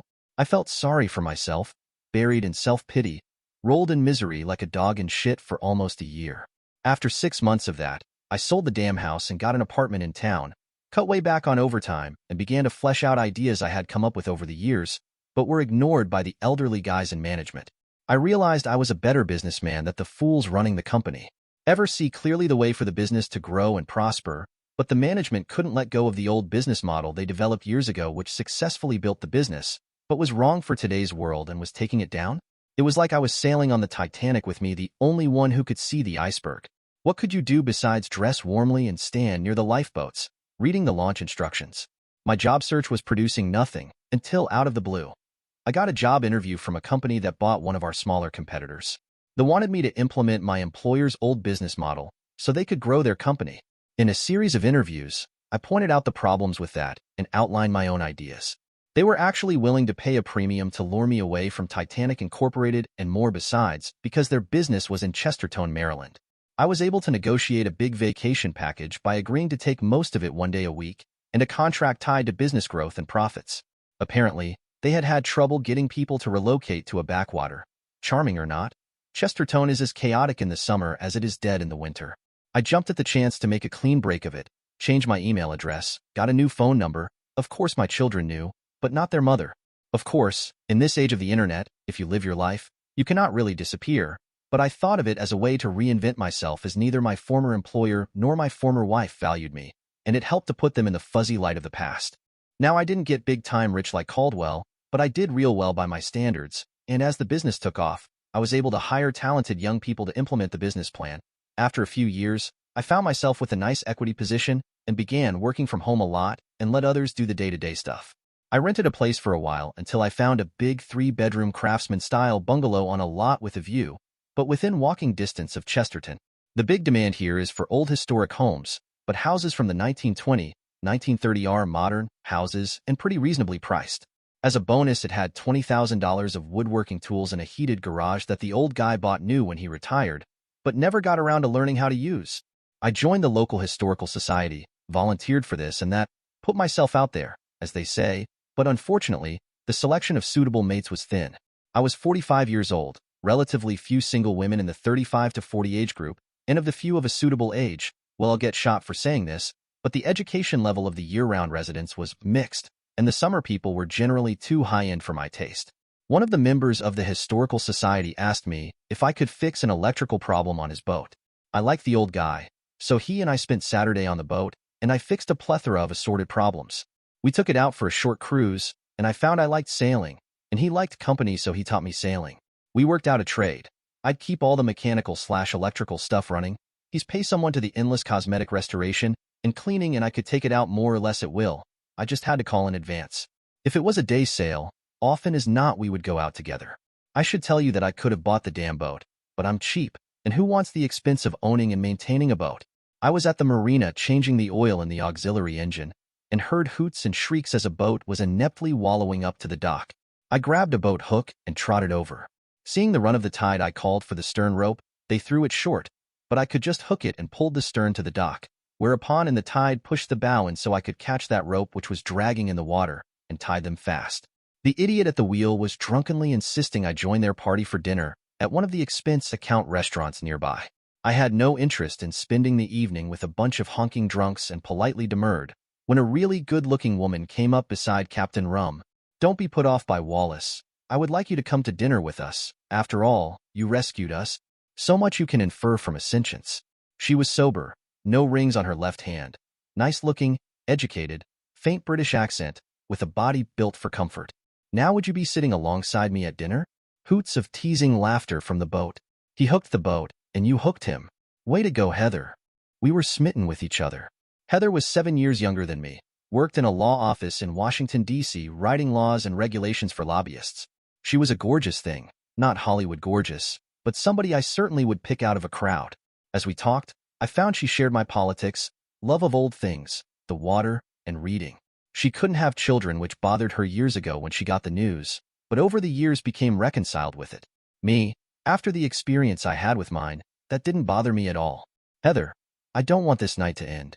No strings here. Would you stay at my house? I've a guest bedroom with a locking door. Not that you need to.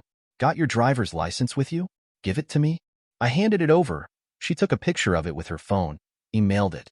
"There, if I don't come back in one piece, my mother will come after you. Can you drive me to Waldorf Sunday night?"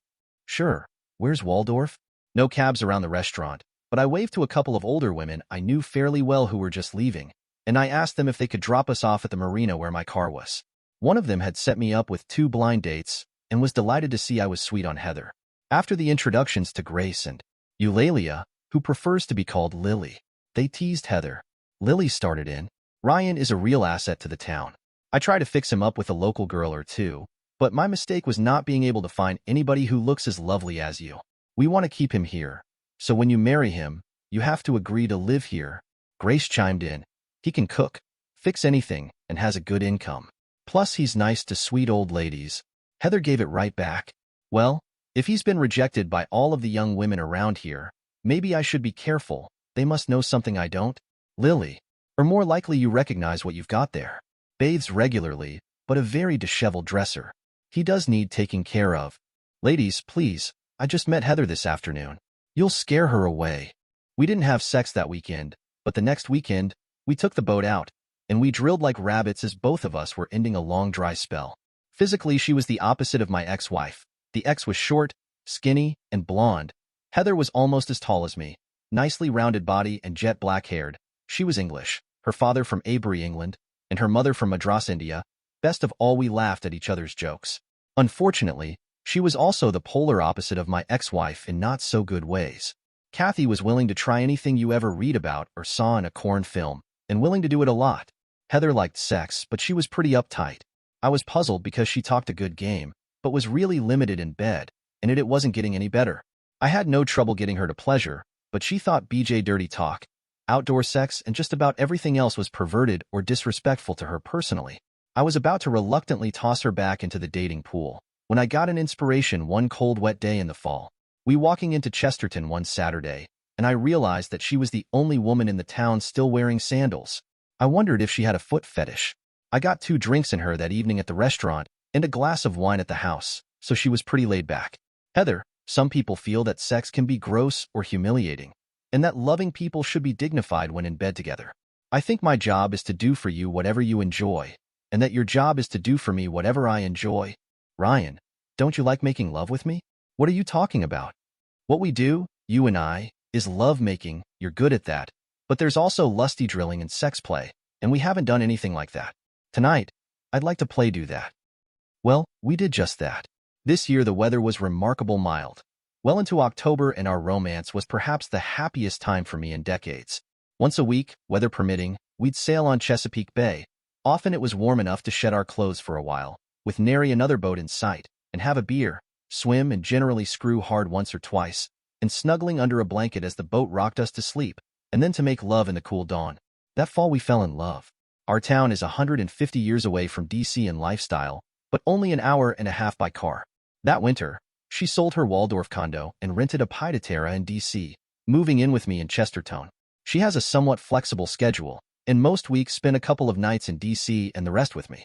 I proofread her stuff not so much for spelling and grammar, but for clarity and completeness. I would be bullshitting to say that I truly understood everything she wrote, but in the moment I could follow it, and if I couldn't, there was a problem with it. She was a bit more social than me, but I like people too, and we both enjoyed going out with her friends in town. Mine near home, and life was good. She had to head into D.C. one Sunday morning to prep for a case, and as luck would have it, the town council meeting I was attending wrapped up earlier than expected on Monday. So, I decided to surprise her by driving to her apartment. I got there around 9:30, but there was no sign of her. I called, but it went straight to voicemail. Given the mess I'd just come out of with Andrea, my ex, I'll admit it made me uneasy. She called back about an hour later. "Sorry, just taking a quick break," she said. "I'll be working half the night." "What's up?" We chatted for a bit, and I was trying to figure out how to ask her where she was. Before I could, she volunteered the info. "Well, it's turning into a hell of a week," she said with a sigh. "We found out Sunday that our Chicago office didn't do a damn thing on the federal truck standards. So this morning, the whole team packed up and came to the Westin in Fairfax to get it all wrapped up by 2 p.m. tomorrow. I'll be lucky if I sleep at all tonight. The only good news is I'll be back in Chesterton a day earlier than planned." Her voice had that familiar mix of exhaustion and determination, and for a moment, I forgot about everything else. She was so damn driven, always on the move. "Oh good. Actually, the council meeting ended early, so I thought I'd surprise you. I'm at the apartment." "Oh, you poor thing. Spend the night. I should be back about noon or 1. We can have lunch. I'd normally take you up on that, but I need to get back in the morning, and you'll be exhausted. Honey, I'm so sorry I missed you. At least I'll catch your scent when I slide between the sheets. I'll be missing you. I'll take a long nap at the apartment tomorrow and be home in time for a late supper. I love you." A week later, she said, "I realized I have to shut my phone off a lot when I'm in meetings, or just so I can concentrate, but then I don't know who is calling, so I got a smartphone for just you and me. We can set it up so you can track me, that way you'll know where I am. I don't need to know that. I trust you." She laughed, "And I trust you as well, but I have no secrets from you, and you never know, that phone feature may come in handy sometime for some other reason." So she gave me the gift of knowledge, which wasn't so good for Adam and Eve, but for me, I checked where she was a few times and never bothered again. We had had the biblical 7 years of good luck, and I wondered if it was coming to an end when I opened my door one Saturday morning to be greeted by my ex-wife. I wrinkled my nose and said, "You're dead to me," as I shut the door. Of course Heather heard what happened. Who was that? My ex-wife. I told her to F off, but now she's was knocking again. On how nice, invite her in. I told her she was dead and shut the door on her. Heather glared at me. It's my house too, and you'll be nice to her if only because she's a guest in our house. Things are obviously going very poorly for her, or she wouldn't be here. Heather smiled as she opened the door. My husband tells me you're Kathy. How nice to finally meet you. I'm Heather, by the way. I looked at her more carefully and shivered a little. Kathy was always thin, but now she looked gaunt with sunken eyes and cheeks. My first thought was, what the hell did I ever see in her? And the second had me wondering if she was seriously ill. Kathy looked at me warily and said, "I'm sorry to intrude. I won't be long." Heather slid right in with, "Don't worry about that. We're staying at home this afternoon. We were thinking of going out, but Ryan has some yard work to get done. I'm putting water on. I do so want to talk with you. Did you have a pleasant drive down?" I took the hint and went outside. Call me when the coffees dripped and left them to themselves. It must have been 20 minutes later Heather called. "Coffee's ready." I had put the last quart of oil in the mower and went in the house to clean my hands and pour a coffee. I sat with them as they finished their chatter. Peace came over me. I realized thankfully that I had no feelings for Kathy at all. No love, no hate, zero emotions of any consequence, and looking at the two of them, I could honestly say I was well rid of her. The coffee mugs were finally empty. So after all these years, Kathy, I don't suppose this is a social call. No, it isn't. You have 2 daughters. The youngest is 7 years old and needs a kidney transplant. Jesus, what a bombshell. No. Of course I knew she and Caldwell had daughter, but mine? Can't be. You don't say. That's too bad, but as you know I've never met this child. So why don't you go to Switzerland or wherever money can buy everything and fix her? That's got nothing to do with me. So for the second time, why are you here? My husband's shooting blanks and, handing me an envelope, I knew you would be doubtful. So I got the DNA reports. I didn't have a sample of your DNA, but all of your children have the same father. She's your flesh and blood. We're having trouble finding a kidney match, and she in total kidney failure. Ryan, she won't live all that long, and the doctors think you're likely a match. I'm not, or I wouldn't be here. I'm here to ask you to be checked for a match, and if so to save her life by donating a kidney. I'll pay you anything you ask. Heather saw me starting to go orbital and put her hand on my arm, squeezed hard, and jumped in. We need to discuss this. Why don't you email us the detailed information and we'll discuss it and get back to you. Every day she's suffering. Kathy, let me talk to Ryan. I'll call you the day after tomorrow. I promise. Heather stood up and rummaged in the desk for one of my business cards. As Kathy was leaving, I couldn't help saying sarcastically, "It was nice to hear how the number of my ex-children is multiplying. Do let me know if any more pop out. Drive carefully on your way back to where you came from." I shut the door while Heather walked Kathy to the car talking earnestly. I reheated a cup of coffee thinking the nerve of the witch to rub her money in my face, and went out to my shop. Heather called me couple hours later for supper. Well, there's what I'd call a troubled woman. Her child is dying, facing a slow death, and the only best hope is a big-time favor from a guy who hates her. And that weren't enough. Her marriage is shaky. That about sum it up? I don't hate her, I just despise her, and I don't despise her for dumping me, but rather for depriving me of my children, and depriving my children of me. She thinks she has it rough facing the loss of a kid. Okay, my kids aren't dead, but they might as well be because they aren't really a part of my life. You think the kid's really mine? I doubt she'd lie about that. I imagine you'll find out pretty quickly if they check you for a kidney match. Shit, I gotta read up on that. I really don't know nothing about kidney disease, transplants, or anything like that. You make her any promises? Just what you heard me say about calling her Tuesday. The child is stable, but not good. And Ryan, I'll support you, whatever comes. I got looking up on Wikipedia, the National Kidney Foundation website, and whatever and found that the kid eventually dies without a new kidney. There is a huge shortage of kidneys. The best outcome is if the donor is a close match to the recipient. The kid would probably get a transplant at some point, but it would be a miserable time for her until she got one, and she might still die of kidney failure. Sunday night, I poured Heather a glass of the good wine we save for company, not the usual plunk we have on the table. You realize I would love to kick that woman to the curb and throw her under a bus. She hasn't changed a bit. Had she not absolutely needed me, she never would have told me about my daughter. But I have to do this. You know that, don't you? This what? Throw her under the bus or donate a kidney. We both laughed. It broke the tension. Love, I wish the kid was okay. I wish your children were part of our lives, and I wish you got to keep both kidneys. But if I had a child, I know I'd do anything I needed to do to save her, and I know you feel the same way. So I understand why you need to give her your kidney. I saw that strength, that courage, and loyalty in you before I married you. I was thinking, so, she handed us a way out, didn't she? A free pass, I said, my voice low with frustration. But what do I want out of all this? Right now, it feels like all the pain and fallout is landing on me, and my daughter too. How do I get the ex and her husband to take some of the heat, to put something into this mess? I don't know why you'd care about that, she replied, shaking her head. Forget about them for now. Focus on what you want. Do you even know what that is? I paused, thinking about it for a moment. No, I guess I never really thought about it. Do you know what you want? She gave a soft chuckle, patted my arm, and smiled. That's a question only you can answer. I leaned back, looking out the window, lost in thought. I was thinking, when the boys were growing up, I was so caught up in working, bringing home the money, fixing up the house, the cars, that I never really got to enjoy them. And then they were gone. So now, I've got this daughter I don't even know. I want to be a part of her life. I want to be there for her, to have my picture taken with her on prom night. They still do proms, right? Heather nodded in agreement, though she seemed unsure where I was going with it. I want to raise her like I should have raised my older kids. That's what I want. There was a long silence before she spoke again, her tone serious. Jesus, Ryan, you're thinking about custody, aren't you? She'll never give you that. And honestly, it'd be traumatic for Maria too. I mean, I'd love to have my own daughter on weekends, but it's a lot to ask of anyone. I sighed deeply, knowing the road ahead would be far from easy. But for the first time in a while, I felt clear about what I wanted. I think she might give us custody. Remember the judgment of Solomon? 2 women claim a child. Solomon decided to cut the kid in half, 1/2 for each claimant. One woman agreed, the other renounced her claim, rather than the child die. Solomon declared her the mother. Kathy will do the same, but I want her to have to work for it. Ryan, you don't believe that.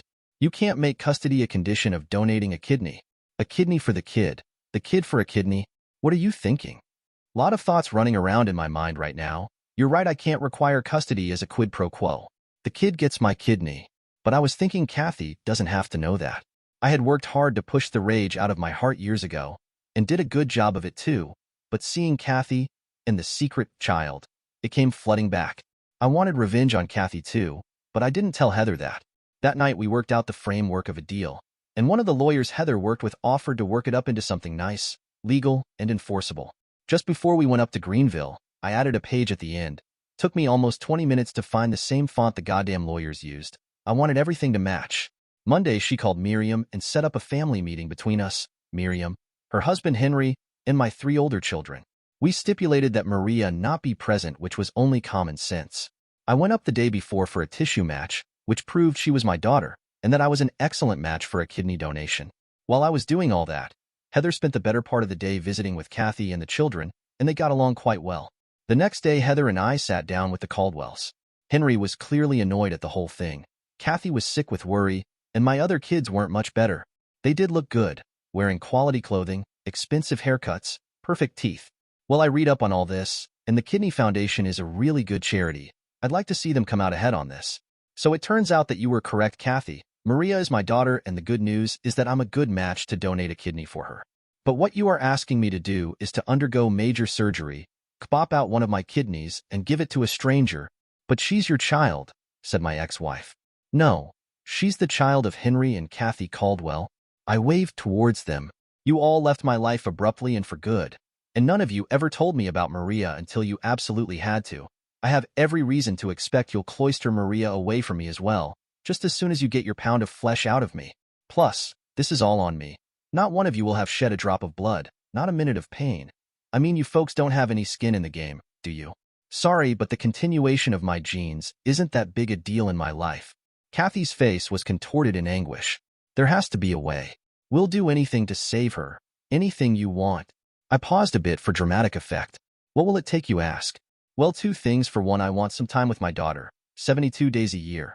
20% her time she'll live with Heather and I. Kathy, would you think that's fair? Oh, what's that? 2 weekends a month? Well, That'd be 48 days, so add a week or two in the summer, that's about 15% of the time. So, okay, I would get her 15% of the time and you 85% of the time. Okay, so you agree that would be fair.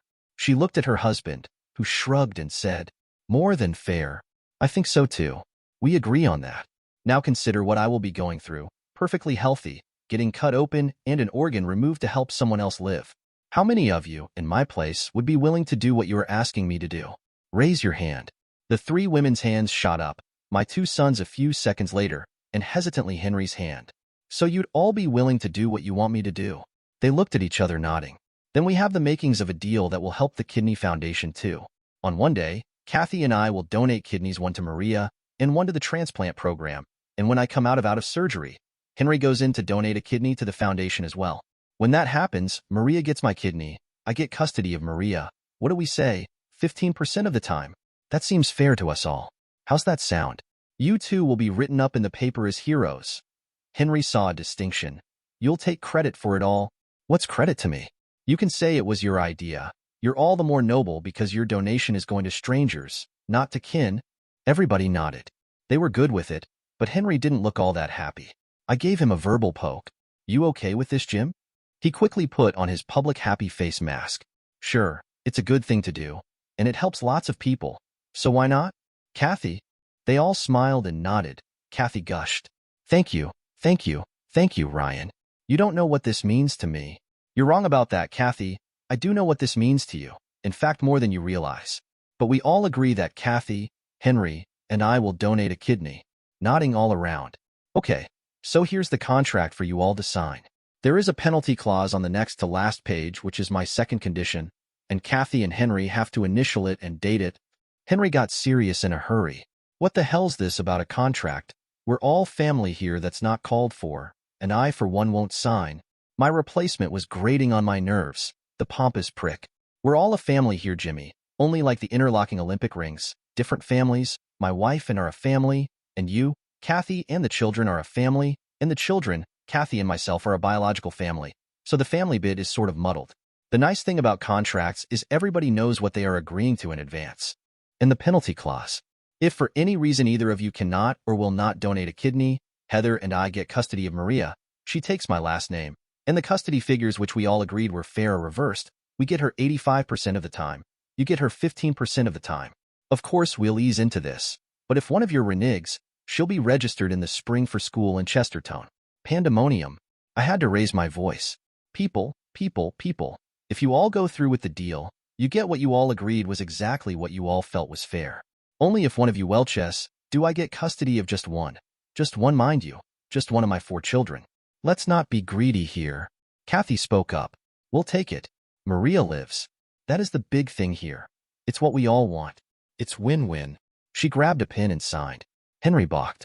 So, Jeff, what happens if you don't go through with it? Kathy and I donate kidneys. You do nothing and Maria dies. I smiled. Good thinking, Jimmy. Of course, I come out of surgery before you go in, but there might be a problem of some sort. Here's a letter from the Kidney Foundation that in return for 2 kidneys donated to the foundation, they will put Maria at the head of the list. But you have my word I will go through with it.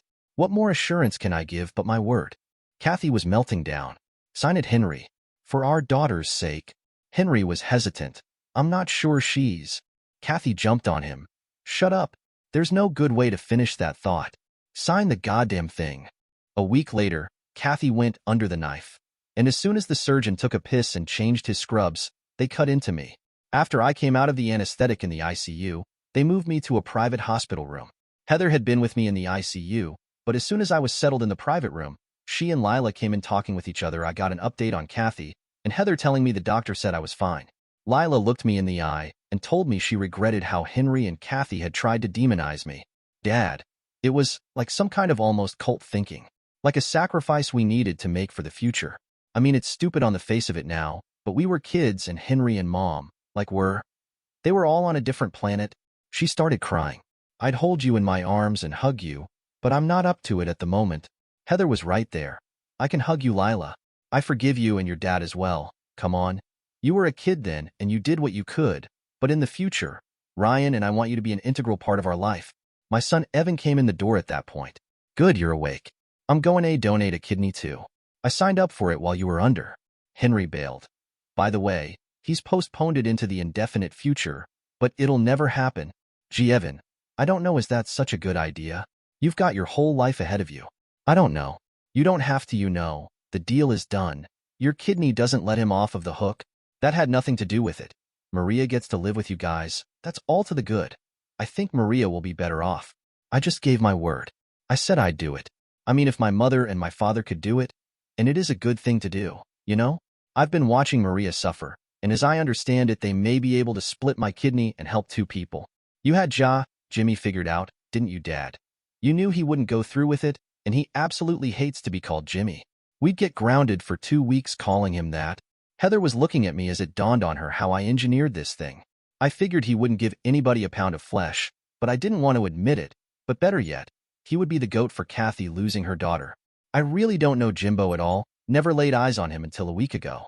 He does seem like a bit of a stuffed shirt. He's not one of us, is he, Dad? You tell me. He may be nothing to me, but I rather think he loves you too. That week began the rest of my life. At first, when we had Maria for the weekends, one of her brothers or her sister would bring her down, and often enough the 2 of them would stay the day, returning in late evening, and the wife or I would take her home Sunday. Pretty soon we had them, Maria and whoever drove her down for the whole weekend. When that all went well, we went a Thursday night to Sunday night. Often enough I had my friend's boat, so we sailed and fished and swam all summer. We took Maria and her sister on vacation seeing the sights of Washington, D.C., and then took the boys on the same tour. We extended the trips an extra day because we couldn't get the kids out of the Smithsonian. At the end of summer, Kathy came down with Maria. The 2 of us chatted. She was more relaxed and happier than I could ever remember. Heather gave us some time together. Ryan, you know Henry and I aren't getting along well, don't you? No, actually I didn't. Heather and I are going great though. Maybe you ought to chat with her. You guys must have done something right in years past. The kids turned out well. Henry hasn't really done much in the parenting department, you know? He was more of an older playmate than a father. Yeah, well, I guess it put a lot on you in the help. From the little I've seen of him, he's not one for sacrifice and hard work. Well, with enough money, you can sit around and fritter your time away, I guess. Did you intend to drive a wedge between us? Kathy, when you bailed on me, you didn't give 2 shits about me. And now I really didn't give a thought to you. First of all, like you, I wanted Maria to live a normal life, and secondly, I wanted my children back in my life. I am willing to share, but I resented greatly that you yourself would not. More than the divorce, I resented that. Well, that's all water under the bridge. I'm good with it now. So, what's your problem with him? By him reneging, I lost Maria, my baby, and now he's cheating on me too. I damn near choked, which morphed into a chuckle and the look on her face. I started hearty laughter. You worthless woman. You were happy enough when you were cheating on your husband and denying him his children, weren't you? You really expect sympathy from me? Turnabout is fair play. Well, believe me, I really do know how you feel, and agree no one should have to give up a child. Better line up a good divorce lawyer. You'll still be rich, or is there a prenup? She started to laugh too. Ryan, you can get me laughing. Yes, turnabout is justice, but justice doesn't feel good from my end. There is a prenup, but yes, I'll be rich. But not happy. That last bit is on you. Somewhere along the line you missed an essential fact of life. You have to find out what makes you happy, and then find someone who will enable you to do whatever it is that makes you happy. Only you can figure it out and make it happen. So what if Henry is not the man? Cut your losses and develop an exit strategy. Do what you did last time. Start looking, and when you find someone to be with you, someone to help you through the divorce, at least, dump your second husband and marry your third. You're well preserved. Skinny is still in fashion. You've got money. You play golf, tennis, and probably still great in bed. What are you lacking? Seriously, give Heather a call. Whatever she did when her husband left her worked for her. She can at least commensurate with you more than I can. I started laughing again. I couldn't help myself. Kathy left in late afternoon. Later, Heather, Maria, and I walked into town for supper and back home. That night in bed, I told Heather about our conversation. So, you told her Henry was just doing to her what she did to you? That wasn't nice, and she stifled a laugh. You think she was making a run at you? That's an old-time phrase, isn't it? Make a run at you. Don't be silly. She sees how happy I am, how much you and I love each other. Besides, I told her to talk with you, that whatever you did after your divorce worked out fine for you. She can rot in hell for all I care. I went on to tell her how much I love you. Heather and I had as grand a time that night as one could have and not wake Maria. Kathy eventually moved to Florida and invited all of us down for Thanksgiving one year. She had the dinner catered, and honestly, it was awful. Nothing like the home-cooked meals we used to have. After that, the kids started alternating between spending Christmas with her and New Year's with us. We also made it a point to all get together for a big 4th of July picnic in Chestertown. The kids kept in touch with Henry, and to be fair, he took care of them financially. As for me, I only saw Henry twice after that. Once at Lila's wedding, and again at Evan's. When Derek married Ella, we held the ceremony in Chestertown, but Henry didn't even respond to the invitation. To his credit, though, he did send them a check a couple of weeks later. Kathy, on the other hand, well, she spent a fortune on plastic surgery over the years, trying to hold onto her looks. But no amount of surgery can change what's inside, and over time, she grew bitter and envious. Eventually, the kids decided it would be easier if she visited each of them for the holidays, rather than all of them visiting her. That way, each one took their turn with her, but none of them had to deal with her too often. They tell me she's had a string of lovers over the years, but none of them stuck around for long. It hasn't been a happy life for her. As for me and mine, we're good. Dear listeners, please share your thoughts in the comments section below and don't forget to like, share, and subscribe.